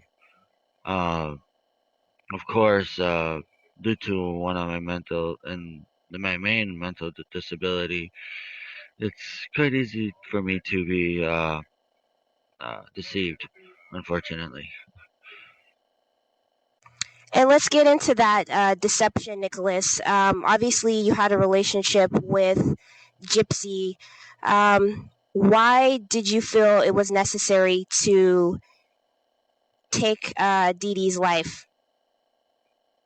Uh, well, the main reason this all even transpired was basically due to the love that I felt that was equally shared between me and Gypsy Blanchard. However, I've learned that as of late that she may have just been using me, which is sad because I felt it was much more real than that at the time. At what point during your relationship with Gypsy did you find out about the scam that her and her mother were involved in terms of pretending that Gypsy had all these illnesses that she didn't have? Actually, as for the illnesses part, I found that out almost shortly after me and her first started talking on Facebook, which went from a Christian dating site known as Christian datingforfree.com, and we were on there for maybe a few days, and then went from there to next thing you know, Facebook, and it's really weird because I went from just trying to get to know her on one site to being willing to pretty much open myself up like a full open book to where once we got to the other one, and I'm still confused on why that happened that way, but it did. And when it happened that way, I almost instantly learned about the medications. Of course, I learned that not all of them are actually fully what she was actually supposed to be taking. Most of them are all just stuff that her mom was forcing her to take that was by far not needed. So, did you feel sorry for Gypsy and you took Dee Dee's life because you wanted her to escape that pain that she was going through? I did feel as if Gypsy was going through trauma, whether it was the abuse with medication or the abuse of being forced to be staying in a chair, or even the abuse of her being stuck in a room for so long because uh, her mom would be doing things in a physical abusive way, like chaining her to a bed, or even other physical abuse, like her being beaten with really anything her mom could find. And all this stuff I felt shouldn't transpire. I felt like as if, unfortunately, I didn't think anyone would come to her call. And if she tried to go to the police, they would have, due to the way that her mom was making her betray to look as, she would have basically looked as like a lunatic that no one would believe due to what her mom would be putting in everyone else's head. So she felt like it was a non-escapable path upon it, and she needed someone to understand her enough to be willing to basically risk their life for her, which is unfortunate that had to go the way it did, because originally I wanted to just run away with her, but she kept on persisting on this alternative thing that really didn't seem to pan out in the way that it never was obviously meant to. You know. Hey Nick, can you kind of stand? Can you sit up straight just like that so we see your whole face? Yeah. My next question for you is: so it sounds like this was Gypsy's idea.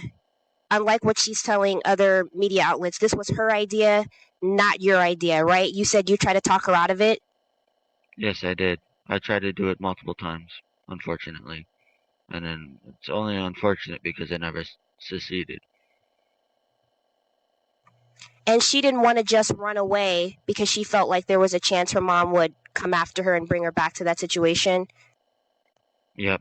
Since she had warned me that she's tried it twice before, and she's only mentioned one of those times in the media. The other, apparently, she almost got close to killing her mother, but however, she couldn't do it. Uh, she was attempting to do it mainly for someone that she had an infatuation with, and well, she found out later that it was just infatuation, but yet the person keeps using her to this day. So yeah, it's very sad. And how do you feel about Gypsy portraying you as the bad guy in the situation?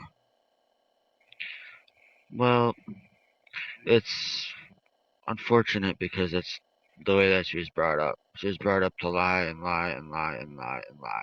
She was brought up to basically uh, play the victim role. That's the way she was brought up. She's only doing what she was taught.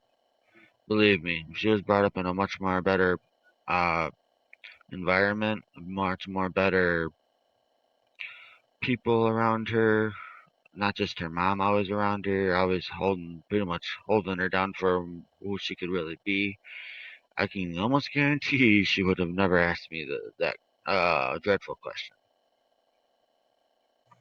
And you've said that you feel like you were a hired hitman. You really loved her. So how does that make you feel now that she's saying you were just a hired hitman? Uh, it's a severely unfortunate situation because even now, even after she basically is admitting to everyone in the media that she was basically using me to get rid of her mother, which is very, very, very not only uh, evil thing to even admit right on national television, which I still to this day, well, I kind of wish she would have admitted earlier because, well, I was mainly the one person who was trying to make her a better person while her mom was trying to keep her the way that she was. And that's part of the reason why now I feel it's more of a slap in the face. Because, yeah, it's one of those situations where you feel that you have done all you could for the person, and if the person doesn't want to feel appreciation towards you for all you've tried to do for them, then I guess it's one of those stones you gotta throw into the water and move forward, unfortunately. You make it as if you loosen the load that you're having to hold upon. It's basically an analogy, it's basically what I'm using. However, now I been slowly and trying the best I can to heal from the situation, and from everything I have been trying to get over and get through. It's been a rough road. I will not deny it has not been. It has. Uh, but I know that within time always heals. So I'm hopeful that it will. Do you think Gypsy should have received more than 10 years in jail? I'm. That's the thing with me is that I feel, has actually. It's sad. It's so sad. She, yes, maybe about the same amount I was maybe trying to attempt to get. I'm still trying to get 15, and that's where I still stand. I'm still trying to get that. I would have been happy if me and her would have gotten the same exact amount of time. I'm not one of those people where I'm gonna be trying to wish her a life sentence or any crap like that, like she did to me. I'm not a conniving person like that. It's just not in my blood. It's not in my genetics. It's not who I am. That's part of the reason why when she does what she does, I can't blame her. I can only understand that that's the way she was brought up.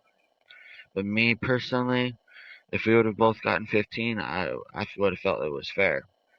Since she's gotten 10 and I'm still trying to at least get 15, uh, really, yeah, exactly. It's a pretty hard road to get to that point, but God willing, it should for sure happen. And so, according to you, Nicholas, you feel like justice would be 15 years for both you and Gypsy? That would be what fair justice looks like? To me, yeah. What is your defense going to be in this case?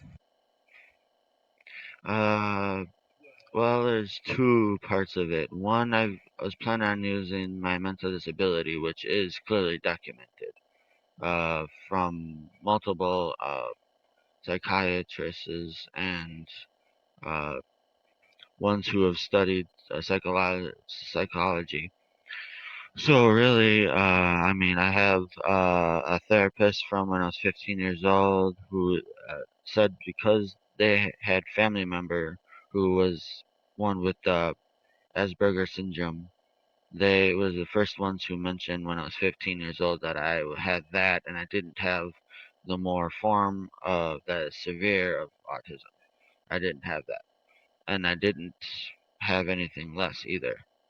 So really, with that being said, um, I learned of that term and then I ended up having to look it up to learn more about certain patterns and everything else. And once I learned about it, I started noticing things about myself that did match in with it. And then the next time it happened was in 2009 when I was trying to receive Social Security benefits from SSI. And I was accepted on that too because the uh, psychiatrist that the state hired of Wisconsin could not find anything of me faking it or anything else because it was just really how I was. And that's two of them, and then you move forward to 2015, and I believe it was December of that year, I ended up seeing another doctor, and then move forward in 2016, see another one. So they all of them have admitted I have it, but the prosecution's defense is trying to make it seem as if I only have level 1 when I actually have level 2, which requires some supervision, not heavy supervision, just enough to where they're making sure I'm not getting into any trouble, basically. Which now I understand that now when it's been a bit too late. So you mentioned you had two reasons that you were going to say for your defense. One is your mental disability. What's the second one? The second one would be basically manipulation. The second reason would be manipulation, because I will not deny it because she's done it for so long to the entire public, and that's part of the reason why the public is having a hard time believing what she's saying. She's was obviously trained by the very best before her mind unfortunately passed away. Her mom taught her very well how to basically master manipulation, master lying, master deceiving great audiences of people. And because of it, she knows what she's doing when she lies. Unfortunately, she's very, very good at it to the point where people won't know that she's lying to them just because she can do it without any conscience at all, which to this day boggles my mind.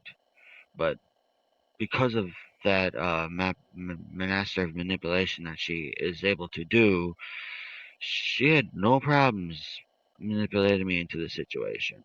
I wish I would have known it was more manipulation than love, because if I would have known that, I probably wouldn't have been in the situation I'm in. And I probably wouldn't be sitting here having this conversation. But yeah. Do you have any regrets looking back now? The only regret I have is basically not seeing the signs that stuff was not in a good light to unfold. That's basically what I have mainly regrets of. The only thing I don't regret is getting her out of that situation. I regret, however, the way that I had to get her out of the situation, but I don't regret getting her out of it. If I would have been able to run away with her, I wouldn't have any regrets at all. But due to me finding out, well, that she was using me, I maybe do regret putting my heart out there, but in another way, I don't regret it only because it has made me a stronger person. As they always say, no pain, no gain. So, yeah, it has made me a stronger person. I will say, however, that when it comes to um, the way I feel about her now, I still love her to this day. That's never going to change. I will always love her. I promised her that I would never change. I'd always unconditionally love her. I always will. If she wanted to be friends with me, I'd be fine with it. If she didn't, then I'm fine with it too. I'm one of them type of people where I try to be as happy-go-lucky as possible. I try not to let everything bother me too easily. However, being in a place like I am, it's not easy to do. And, well, even people in here ask how I stay so positive. I think, for one, my mom has always told me before I ended up coming down here to Springfield and got stuck down here like I am now.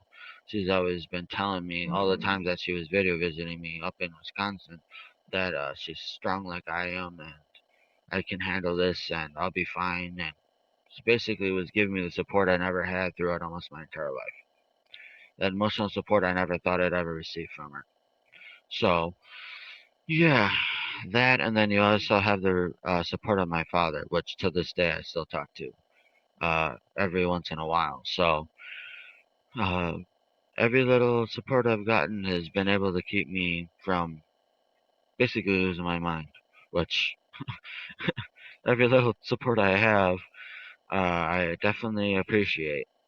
And I never take anything for granted, no matter how it comes in its form. I never do, because I know that every day you never know if you'll be gone the next. It has to be one of those days where you take it as it comes and appreciate everything you can within that day, whether it's just living in general, and move forward. And that's the way I perceive it all. So after all of this, Nicholas, you still love Gypsy? Yes. I basically promised her that I will always love her, and it's true, I do. I still love her. But however, I'm not in love with her, since that's a little different. Due to what she's done, it has killed my romance that me and her had between each other. And that's mainly where I stand. I still love her, but I'm not in love with her. What is it about Gypsy that caused her to manipulate you in the way she did? What is it about her that made you love her so much? Well, I had it as no secret to her. I was basically like an open book to her. She knows that everything from little details, like whether it was her height. I mean, I've always been more fond of the shorter women. There's no secret to that. I've always been fond of the shorter ones, just because that's just my preference. However, that, along with everything else about her, originally, obviously, she created these perfect personalities that would attract me to her and keep her basically to where she didn't have to worry about me being disinterested at some point. And she kept my attention creating all these things. And it's unfortunate, because who knows if they're all real. Till this day, I'm not fully sure they even are. Are you still in contact with her? Nope.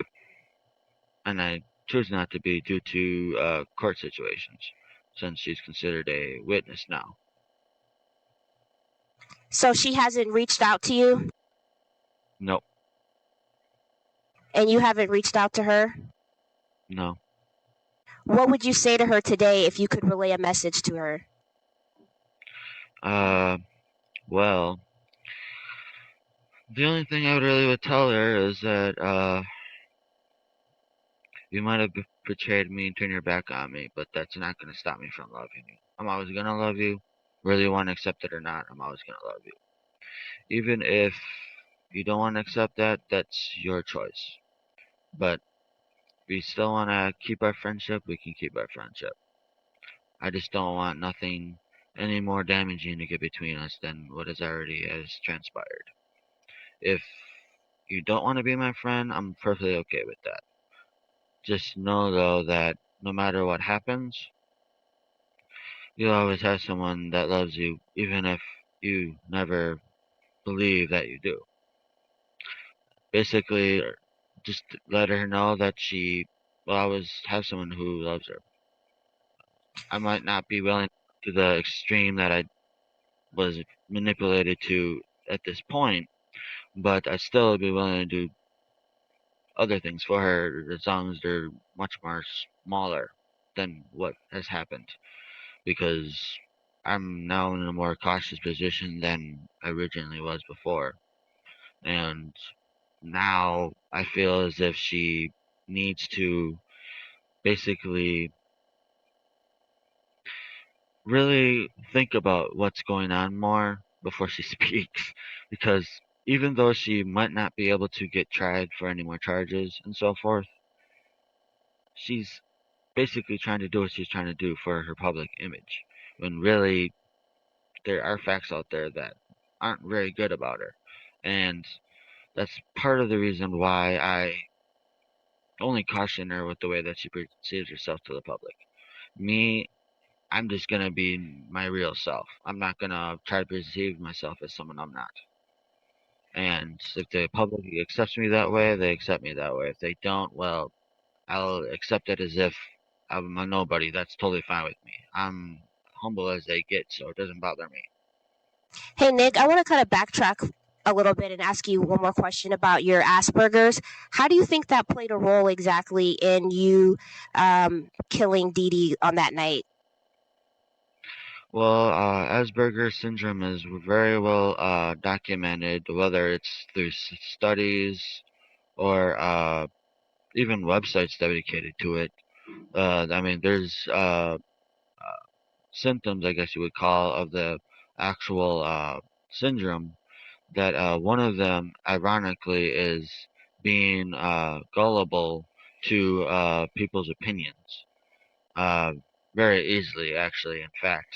And uh, I've actually been gullible almost all my life. That is something I will admit. I have been gullible almost all my life. I, I've slowly been getting more and more wise as I age, but um, it's a very slow process due to Asperger's. Since for me, the best way I can describe it is a learning disability. I was in special education while I was growing up, almost throughout my entire uh, high school, elementary, middle school, all those type of years. I was through a special education. Originally, they had me listed as a severe form of autism, meaning autism itself, and then they lowered it down to just being a higher functioning form, which is known as Asperger's syndrome.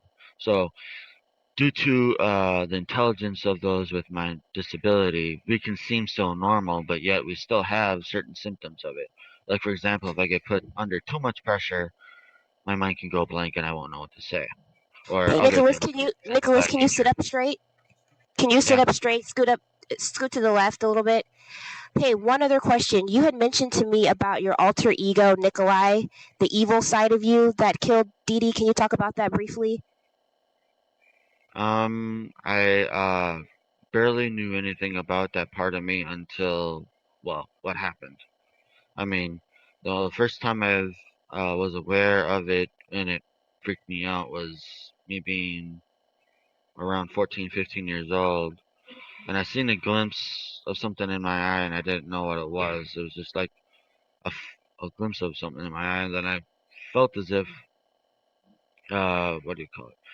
A dreadful, like, feeling came upon me as if something wasn't right. And it was almost like whatever it was that I noticed in my eyes, almost like something gnawing and letting me know that I was to be aware of it being around. And at the time, it was just a dreadful feeling that I didn't understand because I was so young. But uh, I basically tried to get Gypsy to be willing to explore that part of me for me to understand it better without uh, letting it get out of control. And then she, instead of just explored it in a like conditioned way to where it wouldn't be out of control, she ended up taking advantage of it. So, uh, yeah, she ended up angering it more and more with basically provoking it that it wouldn't do certain things and so forth. And it used it as an advantage. All right, Nicholas, we have 1 minute. Any final thoughts, any final words you want to share with our viewers before the end of the interview? The only other thing I want to say is that I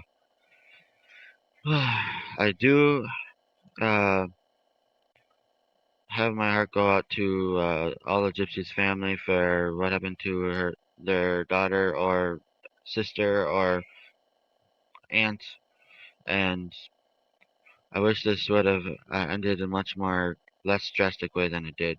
But just let everyone know that I appreciate this opportunity and thank you. Well, Nicholas, I certainly appreciate your time this morning. Thank you for being transparent with me, and I wish you the best. Yep, thank you. Bye bye.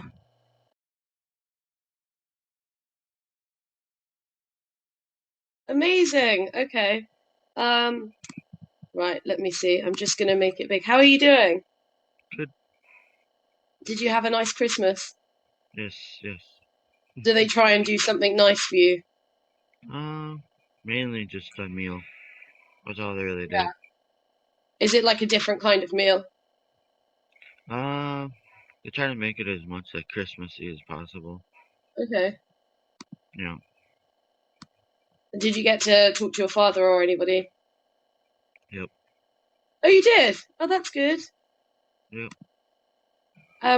So what I'm going to do is, you know that we wanted to ask you some questions. So Jesse's not going to be here with me, obviously, because it's Christmas time and he's in America and I'm at home. But I thought that if you don't mind, I'll just go into asking you some questions straight away. Before I do that, um, I need to. Sorry. I need to just basically tell you about, before you get filmed for anything, I have to read to you just something to see if you understand that basically we're using it for the purposes of the documentary, that we'll put your face in the documentary and it's just to get your permission, like we did before. Yep. Are you laughing?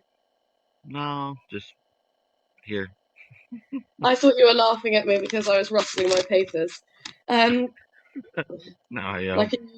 like a news reporter. So I just want to, and if you could just answer yes to this, if that's your answer. And also, what I'm going to do, Nick, is when I start recording, I'm just going to get rid of my face because nobody wants to see my face. If that's okay. Such a pretty face. That's okay. But no one wants to see it in the film, trust me. So yeah, if you can just confirm that you give us permission to record this video interview for the purposes of the documentary that we're making about the death of Dee Dee Blanchard. Yes. Yep. And if you agree that we can use any part of this interview with your name and any accounts of your life that you've given us for the show and for the promotion of the show. Yes, as long as it's the truth, yes. Yeah. And are you aware that the production could be broadcast in theory all over the world in any media format forever and ever? Yes. And just to clarify, that you're aware that the prison's probably recording this conversation, and so anything you do say could potentially be used in your up and coming trial. But you know that, don't you? That all things they record. Just want to make sure you know that before I ask you questions, and I don't want you to feel like we're making you. Don't say anything that you don't feel comfortable saying, knowing that we're recording and that they're probably recording. Is that okay? Yep. Great. Okay, give me 2 seconds. I'm going to make you full screen. You'll have to bear with me. I haven't done this before. And I think I'm going to get rid of my video. 1 second. Yeah, can you still hear me though? Yeah. Yeah? Yep. Okay. 1 second. So, when we're asking questions, when we're interviewing somebody, usually what we ask them to say is, and I know you'll get this, but they won't hear me. So what they'll want is usually if you could include your answer, include the question in your answer. So, for example, if I said to you, "What did you have for breakfast this morning, Nick?" you would say, "For breakfast this morning, I had." Just so that they understand what you're saying. So, for the first question, I wanted to ask you about the idea of killing Gypsy's mum and how that came about. Did Gypsy ask you to do that? And so when you answer that, you could say, you don't say yes, but you would say Gypsy, or one day Gypsy, we were talking on Facebook chat or whatever, and she asked me to do this. Could you talk us through how you how she sort of approached that idea? Yeah. And could you look up as well? That's it, like you're looking now. Yeah, perfect. Yeah. Do you want me to walk you guys through right now? Yeah, so just explain to us, it wasn't your idea, was it? It was Gypsy's idea. And tell me about how she approached you with that and how you found out that that's what she wanted to do. Yeah. Originally it was gradually. We were talking on Facebook at the time, and what happened was apparently she was fighting a lot with her mom. Uh, the more and more she fought with her, it started in like a gradually like a joking manner, but it got serious, and every single time she asked me about it, went from a joking manner of asking me to a serious tone of it. And, well, I tried to explain to her the whole situation and how it was very, very serious what she was asking me. But apparently, she didn't care on how it would affect the overall view of the whole situation. And next thing you know, she asks me in a serious tone. And, well, me being in love with her as much as I was, ended up making it to where I was kind of, I guess you could call it, cornered into answering yes, that I would do it for her, mainly because I told her I would do anything to be with her, and I wasn't one to break my word while I was with her. So it made me feel cornered into having to answer yes, due to the fact that I wasn't one to lie to her. And if you could try and look up when you talk, just so it's almost like, yeah, that's perfect. Um, so could you? What did she say? Did she say to you, like, what was like the words, if you remember them, in her message? Did she say, I don't know, like, Nick, will you kill my mum? Do you remember what she said? She actually said, as I remember it pretty dang well, she ended up saying, I have a question for you. And I'm like, okay, what is it? Uh, uh, she asked me then after that, what would you be willing to do to be with me? I'm like, well, anything. And then she said, anything, even include kill my mom for me. And I'm like, only if you're serious about that. I don't like to break my word, so yes, I would do that only if you're serious about that, because that's a very serious thing you're asking me. And the situation would be one of those where you cannot go back once you've gone that direction. Uh, Apparently, she made it seem like she understood it, but even then, and in that scenario, I didn't feel like she was using me, but maybe over time went on, I started thinking about it more and more, and well, started believing that she might have been using me after I started seeing symbols of it. I mean, her behavior when she got incarcerated changed, and that's what started making me believe that she, for the most part, was using me. Yeah. And how does that make you feel now? Do you still love her? Well, I never lied to her, and that's the problem. I did tell her before that I loved her unconditionally, and still to this day, I still love her. I can't say that I'm in love with her because she's killed that romance between me and her, but I still do love her. I mean, she asked me to do something for her, still, I probably would still do it. Probably maybe not to the degree that what I've done before, because quite honestly, I feel that she's not only betrayed my trust, but also has tried to make me look out to be a fool more so than I originally was willing to go to. I mean, I went all out for her. I put my neck out as far as I could for her, and I feel that she's quite frankly ungrateful for it. So when she asked you to do that, were you shocked? I had to agree with myself before I ended up telling her what I had to, and first I hesitated because what happened was I first kept on asking her, just out of shock. I asked her. I was basically telling her, "Are you sure you really want this?" And she said yes. She said it 3 times because I said that question 3 times, and I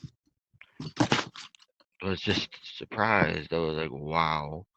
After that, I decided to make it clear to her that this situation was not one to be trifled with very lightly. It's very serious. Once we go with such a situation like this, there's no going back. I made it clear to her. And apparently, uh, at this point, I realized that she doesn't care. She didn't care that it was that far. She even went so far to say, while we were on Facebook, to even tell me that um, she couldn't believe it, but she actually admitted to me that she uh, considered that she loved me more than her own mom, so she was willing to put me in front of her mom due to how much she, at the time, claimed that she loved me. But maybe at the time she did love me, and then the thing is in theory, I believe that um, when it comes to true love, love doesn't die out. It doesn't matter how long it's been, and no matter doesn't matter the distance between two people. It doesn't matter any of that stuff. So for her to go on Dr. Phil and say that she basically used to love me, that basically tells me she was just flattered. And I was truly, seriously in love with her. That's something that, yeah, I guess you could say I put my full heart into, and because I put my full heart into it, I shouldn't have been made to look like a fool in the way I was, uh, with such a serious commitment that I put into it. And due to that, it makes me very saddened that she would go so low for her own purpose when I was used to try to ingrain in her that teamwork is better than anything else. With teamwork, you can get a lot more done. And apparently, she was only in it for her own gain.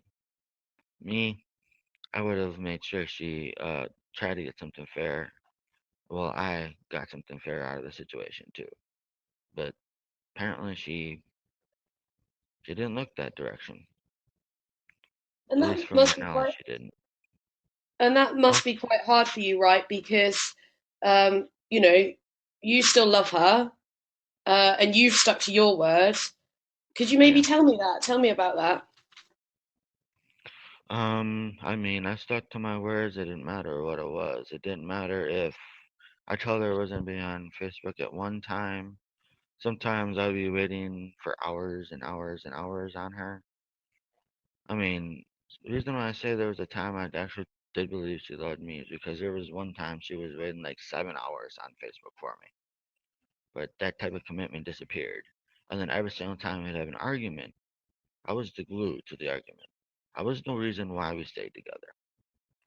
I make that perfectly clear because I was the one who always had to point out every bit of what was going on that I didn't like, that she might not even been aware of that was going on, and making her aware of it so she can actually try to change her behavior in one way or another if it was something that was affecting our relationship at the time.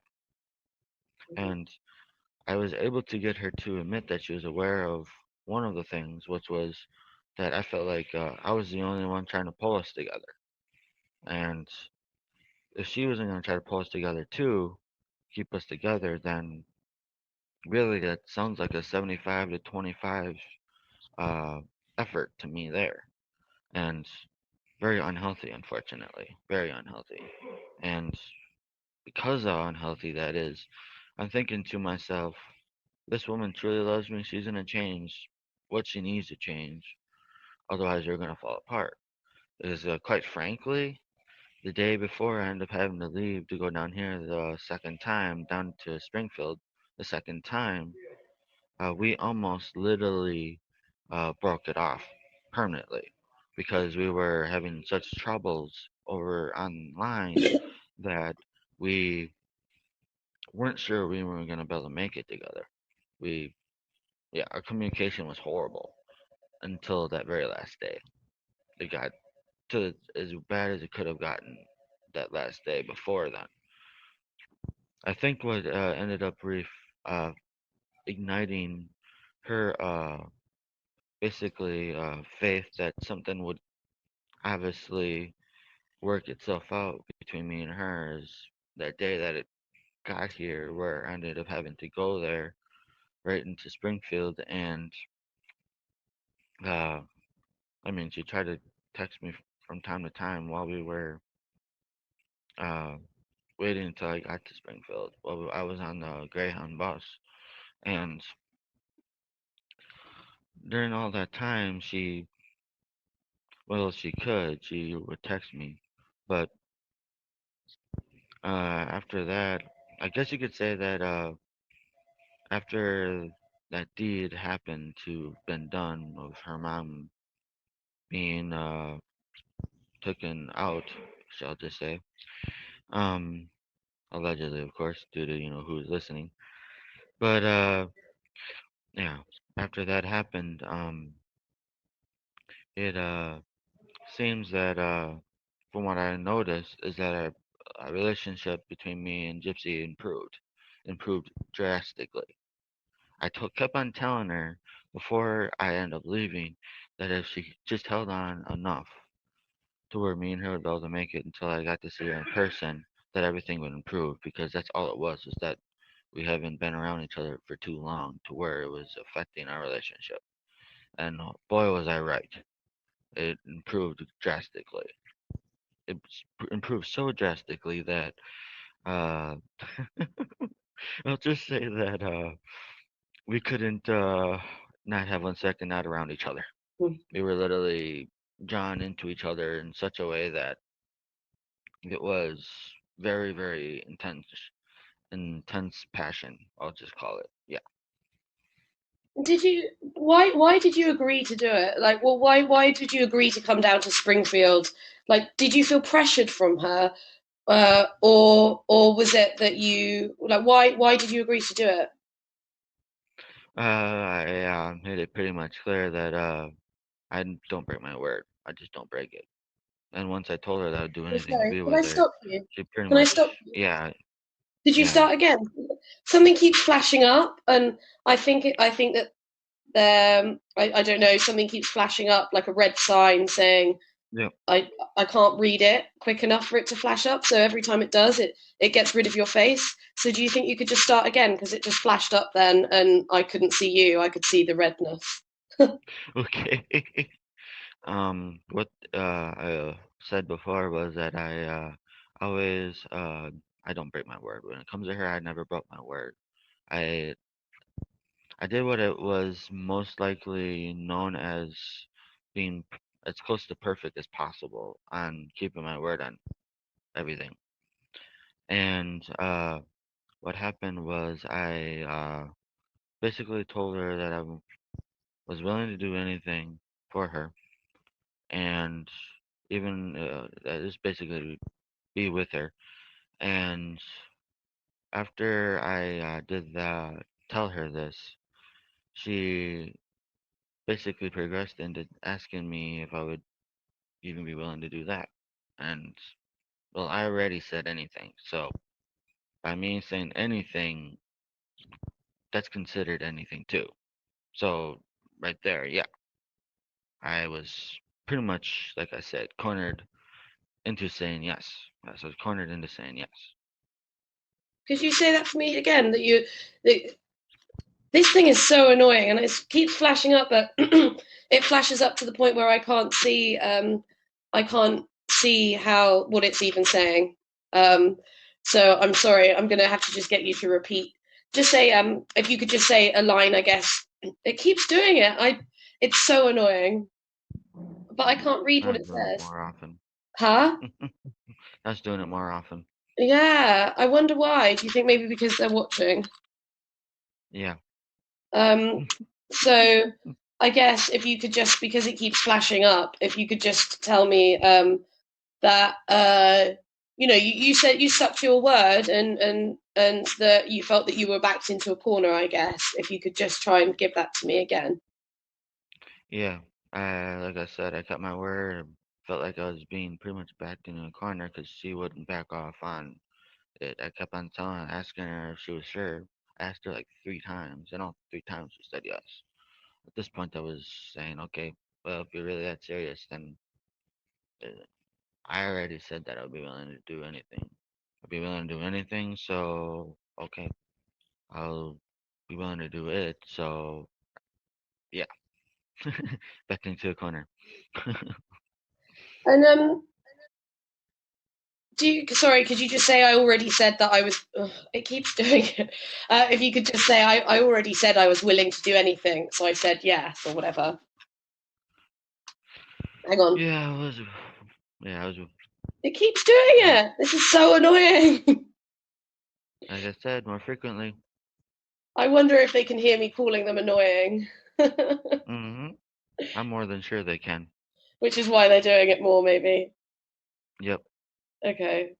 Maybe I'll say they're not annoying.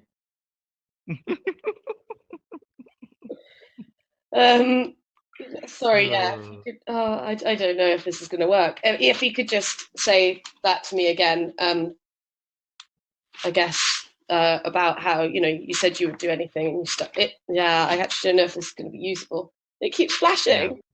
We're Well, I just going can to hear have to you. keep I can hear you while trying. it's flashing. You Yeah, can't. yeah. Yeah, I can hear you while even it's flashing. So yeah. And what does it say? Can you see what it says? Does it flash to you? Yeah, it does. It flashes on my side too. What does it say? Something about removing the video. Something having the video being stream being paused. Something Oh, about that. I see And prohibited. will return. Oh, come on, do it again.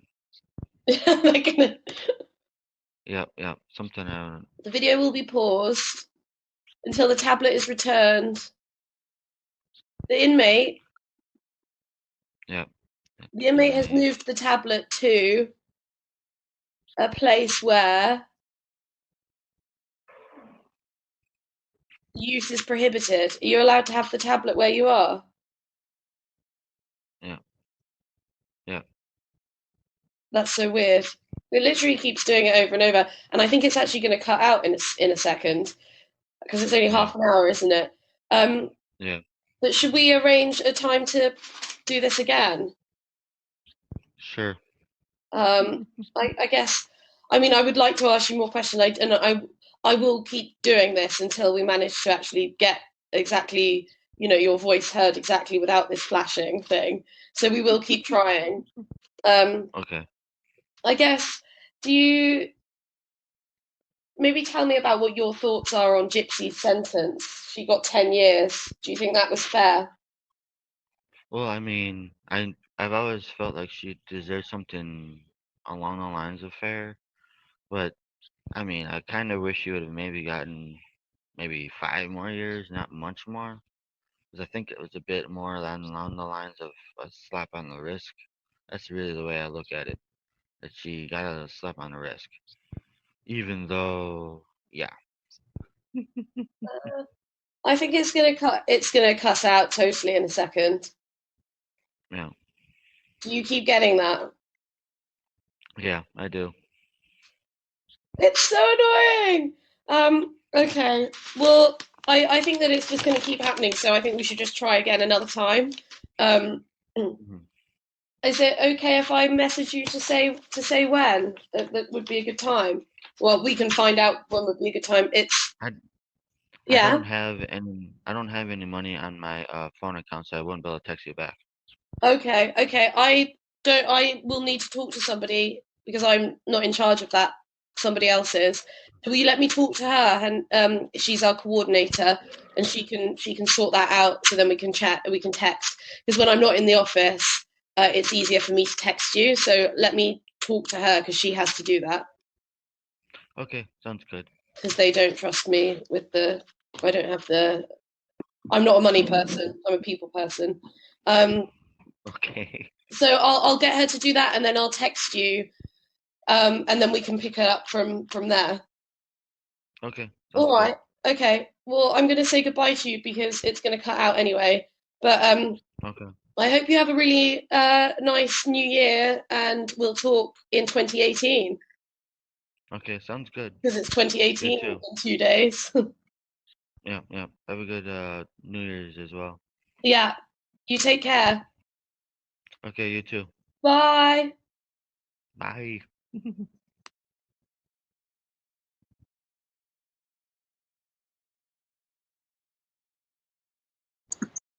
So I need to make sure that you can acknowledge that you know we are recording this video interview for use on possible broadcast on ABC News. You okay with that?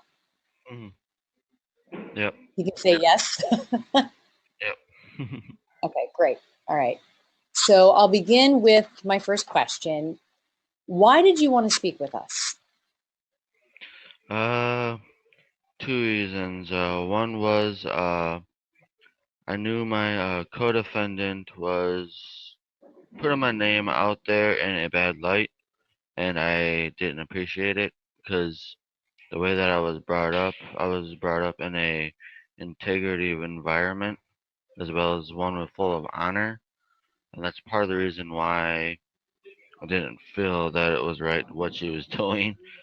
And the second was I understand that getting a chance to actually be on TV and everything else, that's a very, very big privilege.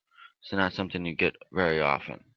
And because I knew that, I understood that this is pretty much the same thing as a once in a lifetime opportunity, and I couldn't pass it. What has Gypsy said that put you in a bad light, in your opinion? Um, for one, she's openly admitted that she is more than willing to lie without having a conscience in doing so. Uh, and a lot of the lies that she's said, I feel like I have to literally cover it with the truth, and because of it, yeah, gets very frustrating for me. How did you first meet Gypsy? I met her on uh, basically online. It was on a dating site. It was called Christian datingforfree.com. What first attracted you to Gypsy Rose? Actually, I believe, well, she said it was the same thing, but I'm not fully sure if it really was that. Uh, for me, it was, well, I looked at her profile first, and I looked seeing that when she was on the way that she put her actual profile together, it was pretty much everything I was looking for, everything from her height to everything else, and um, and then I looked at her profile picture, and that right away got my attention. It drew me to her really quickly. So everything came pretty quick, just from looking at her profile picture alone, and every bit of the information that she provided on her profile picture, as well as the rest of the profile itself. Yeah. How would you describe your online relationship with Gypsy Rose? Oh, this is easy for me to do because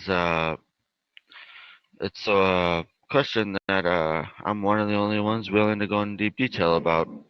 Um, at first, when we first started out, it was well, I could definitely tell that she was fairly new to it, and I was fairly new to it in the light that where since for us it was something where we both were more like, I guess you could call it like how to put it in words.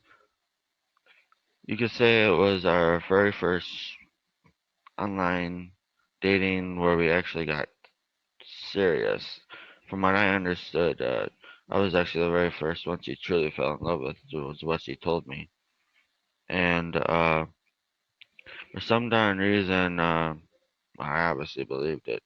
I'm not fully sure if it's actually true, but yeah, uh, it started out as pretty good. Towards the middle, we started having problems, and then the next thing I know, uh, when it came to towards the end part of it, we almost had trouble surviving literally as a couple online because uh, it seemed like she was starting arguments just to see if I'd stay together with her, and well, she'll openly admit it. As if she's gonna tell the truth. She'll openly admit that I was really the glue that stuck us together. There's there's times where when we had our arguments that she would uh, do things, and then I would show basically her in the great detail that I'm usually able to provide that she was doing these things, and the next thing you know, she would uh, at one moment she would admit it, and then another moment she would be acting like she didn't know what I was talking about. So she basically was playing a cat mouse game with me, and it just made more tension on the relationship. We almost Nick, broke up by the. Nick, let me ask you this: Was Okay, Gypsy Rose your first love? no, not my very first one. No, How quickly did you fall in love with Gypsy Rose? uh, pretty quick. I will admit it was pretty quick. And it was intense? Yeah, very intense. How did you feel when you all were communicating back and forth, sending messages? Uh, well, I mean, when we first started on the Christian Dating for Free website, it started out in like I guess you could call it, uh, what's the word to put it? This is just touch around the area to get to know how this might go, that kind of a feeling. And then after we started relaying information to each other and uh, basically communicating about our likes, our hobbies, and so forth, uh, we started finding common ground from what she was telling me at the time. And after that happened, she ended up letting me know a Facebook name that she gave me, which was just it was known as Gypsy Rose at the time, and we ended up chatting on there about I would want to say about a day or two after that. Once we started talking on Facebook, we went together, which was October 17th, 2012, is when we was the first day we were together. Nick, tell me about the murder of Dee Dee Blanchard. Whose idea was it? Who planned the murder? Uh, well, I'm actually surprised that Gypsy's actually admitted that she's done it because it's the truth. She actually is the one who actually not only did most of the planning because I made it right out in the open that I left that to her to do the planning, but I also uh, mainly went with the actual idea only because I truly wanted to be with her. I was literally not going to let anything stop me from being with her. And I made it clear to her, you, in one case where I mentioned it online, and then she had this habit of trying to push me further and push me to the point where there's no returning. But yeah, it was Gypsy's idea. What did she ask you to do, Nick, specifically? I can give you the exact conversation on how that went. Uh, she came online one night and she basically asked me. Uh, she was basically saying, "Baby, I have a question for you," and I was like, "Yes. What is it? I'll answer anything you want, obviously." And then she's like, "Is there anything you'd want to do to basically be with me? Is there anything you want to do to be with me at all? Uh, uh, whether it's uh, basically just getting to meet my mom and so forth, or uh, what is it that you would be willing to do to be with me? And I'm like, well, that answer is obviously anything to be with you. Once I said anything, I was pretty much locked in my word because I never broke my word the entire time I've been with her. The next thing I know, she asks me, well, anything, are you willing to even kill my mom for me? I'm thinking to myself, at first I was like, what the heck is she asking me here? I was first in shock, and then she, once she asked me that, I was like, are you serious about this? Well, I already told you I'd be willing to do anything to be with you. I'm not one to take my word lightly. So you better be serious about this. I had to get her to say that she was serious 3 times before I realized that was no joking around about it. Because originally she started off in a joking manner when she'd bring this up. It was basically on the tension that she was having put on her relationship with me due to her mom. This is after the first time we actually met.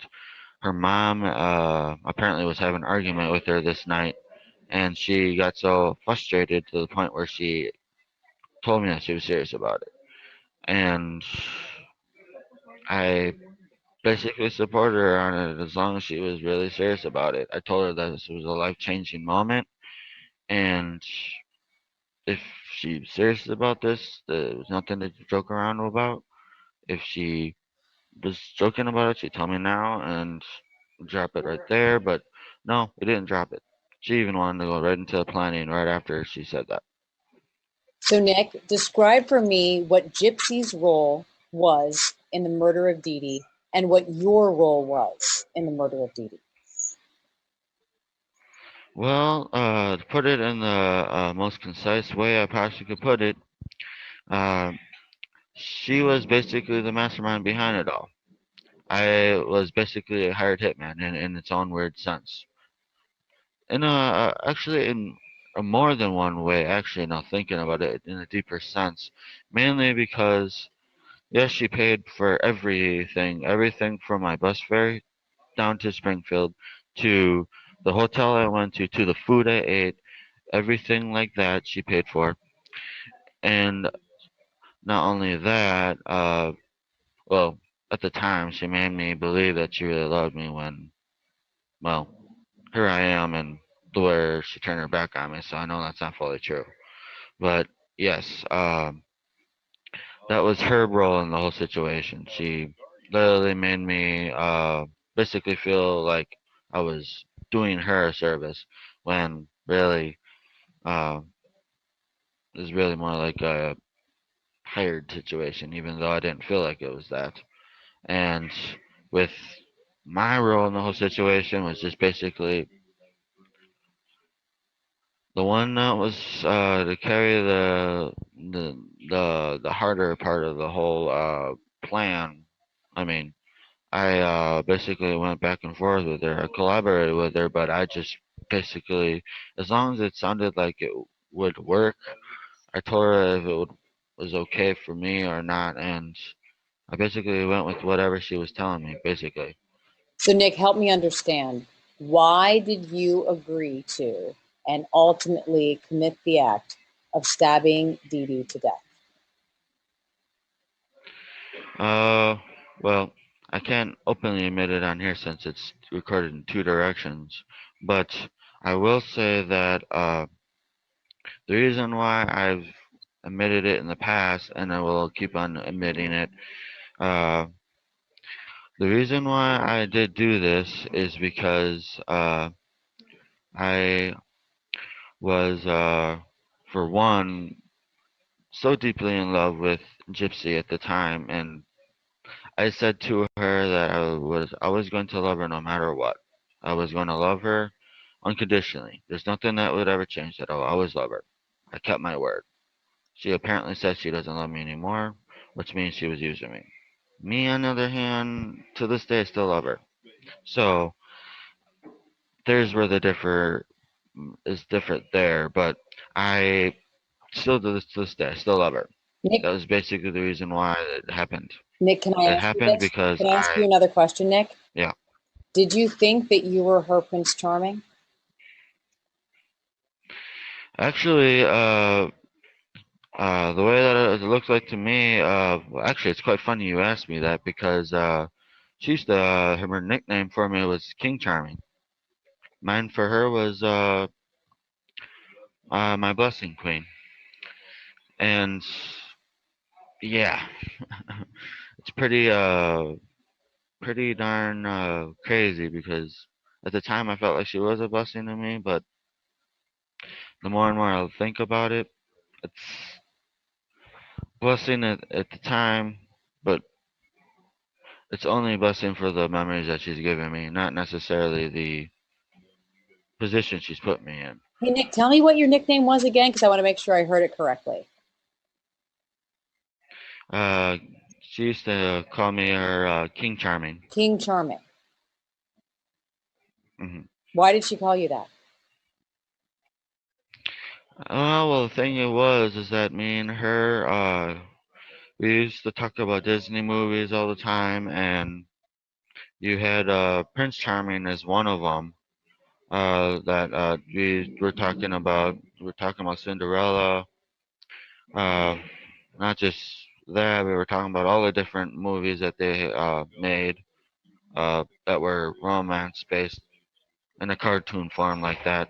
Um, and the next thing I realized is that with the uh, names that we were giving each other, she came up with the King Charming one, and I'm like, yeah, that fits. That fits. Did you have a name? After that, not really. No. Did she have a role though in this fantasy romance that you all were creating online and then ultimately tried to live out later? Uh, the fantasy we were creating was pretty darn strong. I will admit it was pretty darn strong. But after that, it's a little different because um, I mean, it kind of like evolved. It went from just an online romance to when we were in person into something much more serious and much more powerful than just uh, something you would call romance that just plays in someone's mind. In Gypsy's It mind, felt much more Nick, in, real. in Gypsy's mind and in your mind, why did Dee Dee have to die? Well, originally, uh, uh, the first time we ended up meeting, she uh, apparently she angered her mom, and we were at the what was it? It was a yeah, there was a theater at the time.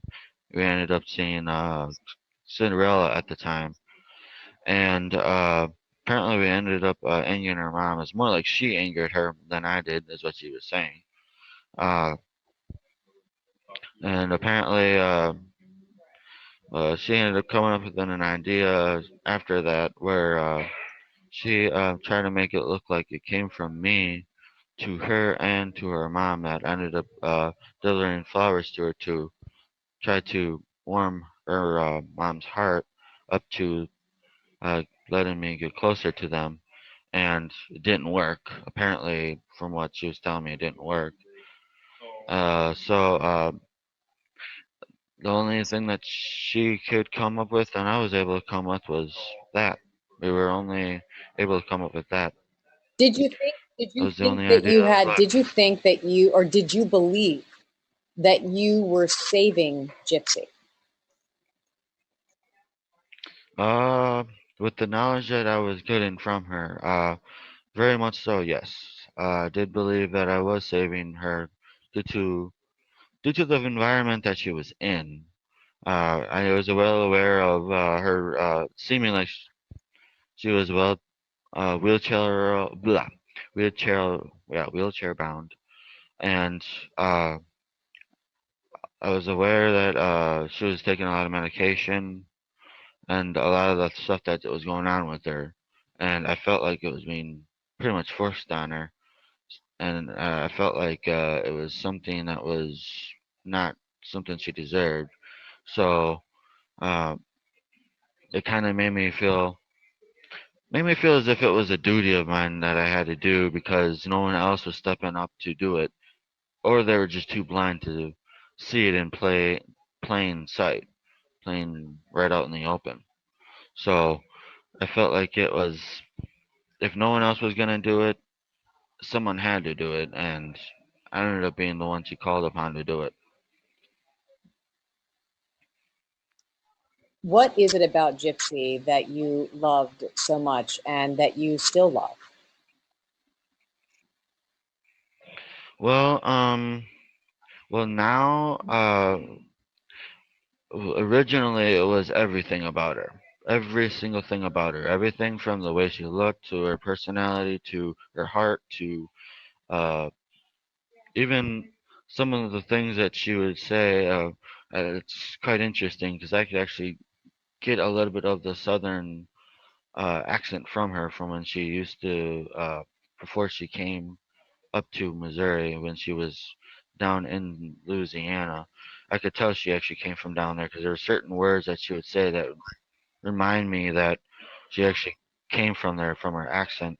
But everything from that to everything else, and then once this whole situation happened, the thing that stayed with me of what I love about her to this day, even though I am not in love with her anymore, I still do love her, to where it's not like a husband and wife kind of thing. It's more of a just a respect on the kind of memories that she's given me. So I would say that I still love her for all the memories that she's given me that were positive ones. But at the same time, I just love her just because, I mean, I told her the truth. I was always going to love her. And so to this day, I still do. That's the only way I can explain it. And I know that this isn't easy to hear, but I wanted to give you an opportunity to react because Gypsy told me that she believes you are heartless for what you did to Dee Dee and that she feels sorry for you. Well, uh, for the heartless part, she knows I'm not heartless. She, there was a time she even admitted to me that she wanted children with me, and that takes someone full of heart to want to do that. It takes someone that wants a future with a family with somebody to do that, and she knows that. But me, on the other hand, uh, the way I feel about that whole situation, she may say that in the context that she did, but the way I feel about it, no, I'm not heartless. As for her feeling sorry for me, the only reason why she feels sorry for me is because she knows she put me in this position. That's the only reason why. If you could say anything to her right now, what would you say to Gypsy? What would I say to Gypsy? Good question. Good question. Well, the thing is, I used to have a lot of questions I would ask her. So many that it'd be impossible to cover them all on one interview like this. But really, the only stuff I would let her know is that, yes, I still do love you. As if I would say to her right now, or literally say that I still love you, but due to all of the strain, all the damage, every bit of what you've done to our bond, to our relations to each other, the way that you've damaged my image and who that I see her as, it has made me feel like I can't trust her anymore, for she's lied to me in such a deep sense, and I've forgiven her for so many lies already up to that point that I don't believe I know who she really is anymore. And because of it, it has made me feel that now I have to do what it is right for me. I can't allow my feelings for her to get in the way of my safety. I can't. It's just something I can't do. And now I feel that if I saw her again, if she wanted to be friends with me, that's okay. But if she didn't, I'm okay with that too. I'm pretty much in a position now to where I'm ready to move on. I'm ready to move on. I'll always love her, but I'm ready to move on because I realize she's not I the have, one I for have, me, I have one last only question for because you, of what Nick. she's done to me. Do you feel any remorse for what you did to Dee Dee? Uh, well, originally when it first happened, uh, the the alleged situation that happened, I have to say that for my own protection, so they don't use it in court. Um, for that reason, when it first happened, I felt, I guess you could say, a numbness. I didn't know what to feel. It was so intense that I didn't know if I should feel remorse. I didn't know if I should still feel anger or what I should feel. I didn't know what to feel at the time. So I just felt numb. About an hour into it, a minute left. An hour into it, yeah, I started to feel that remorse, and she had to comfort me about it. So yes, there was a time I did, but then I forgave myself over time about it. So after that happened, yeah, that whole thing was very much true. I did feel remorse, but I did forgive myself over Well, time. Nick, thank you so much for talking with us. I know we have 30 seconds left, so I really appreciate it. Thank you for speaking with us, and we appreciate you telling your side of the story. Thank you for having me, and I appreciate you giving Right. me this Bye, Nick. opportunity. Bye bye.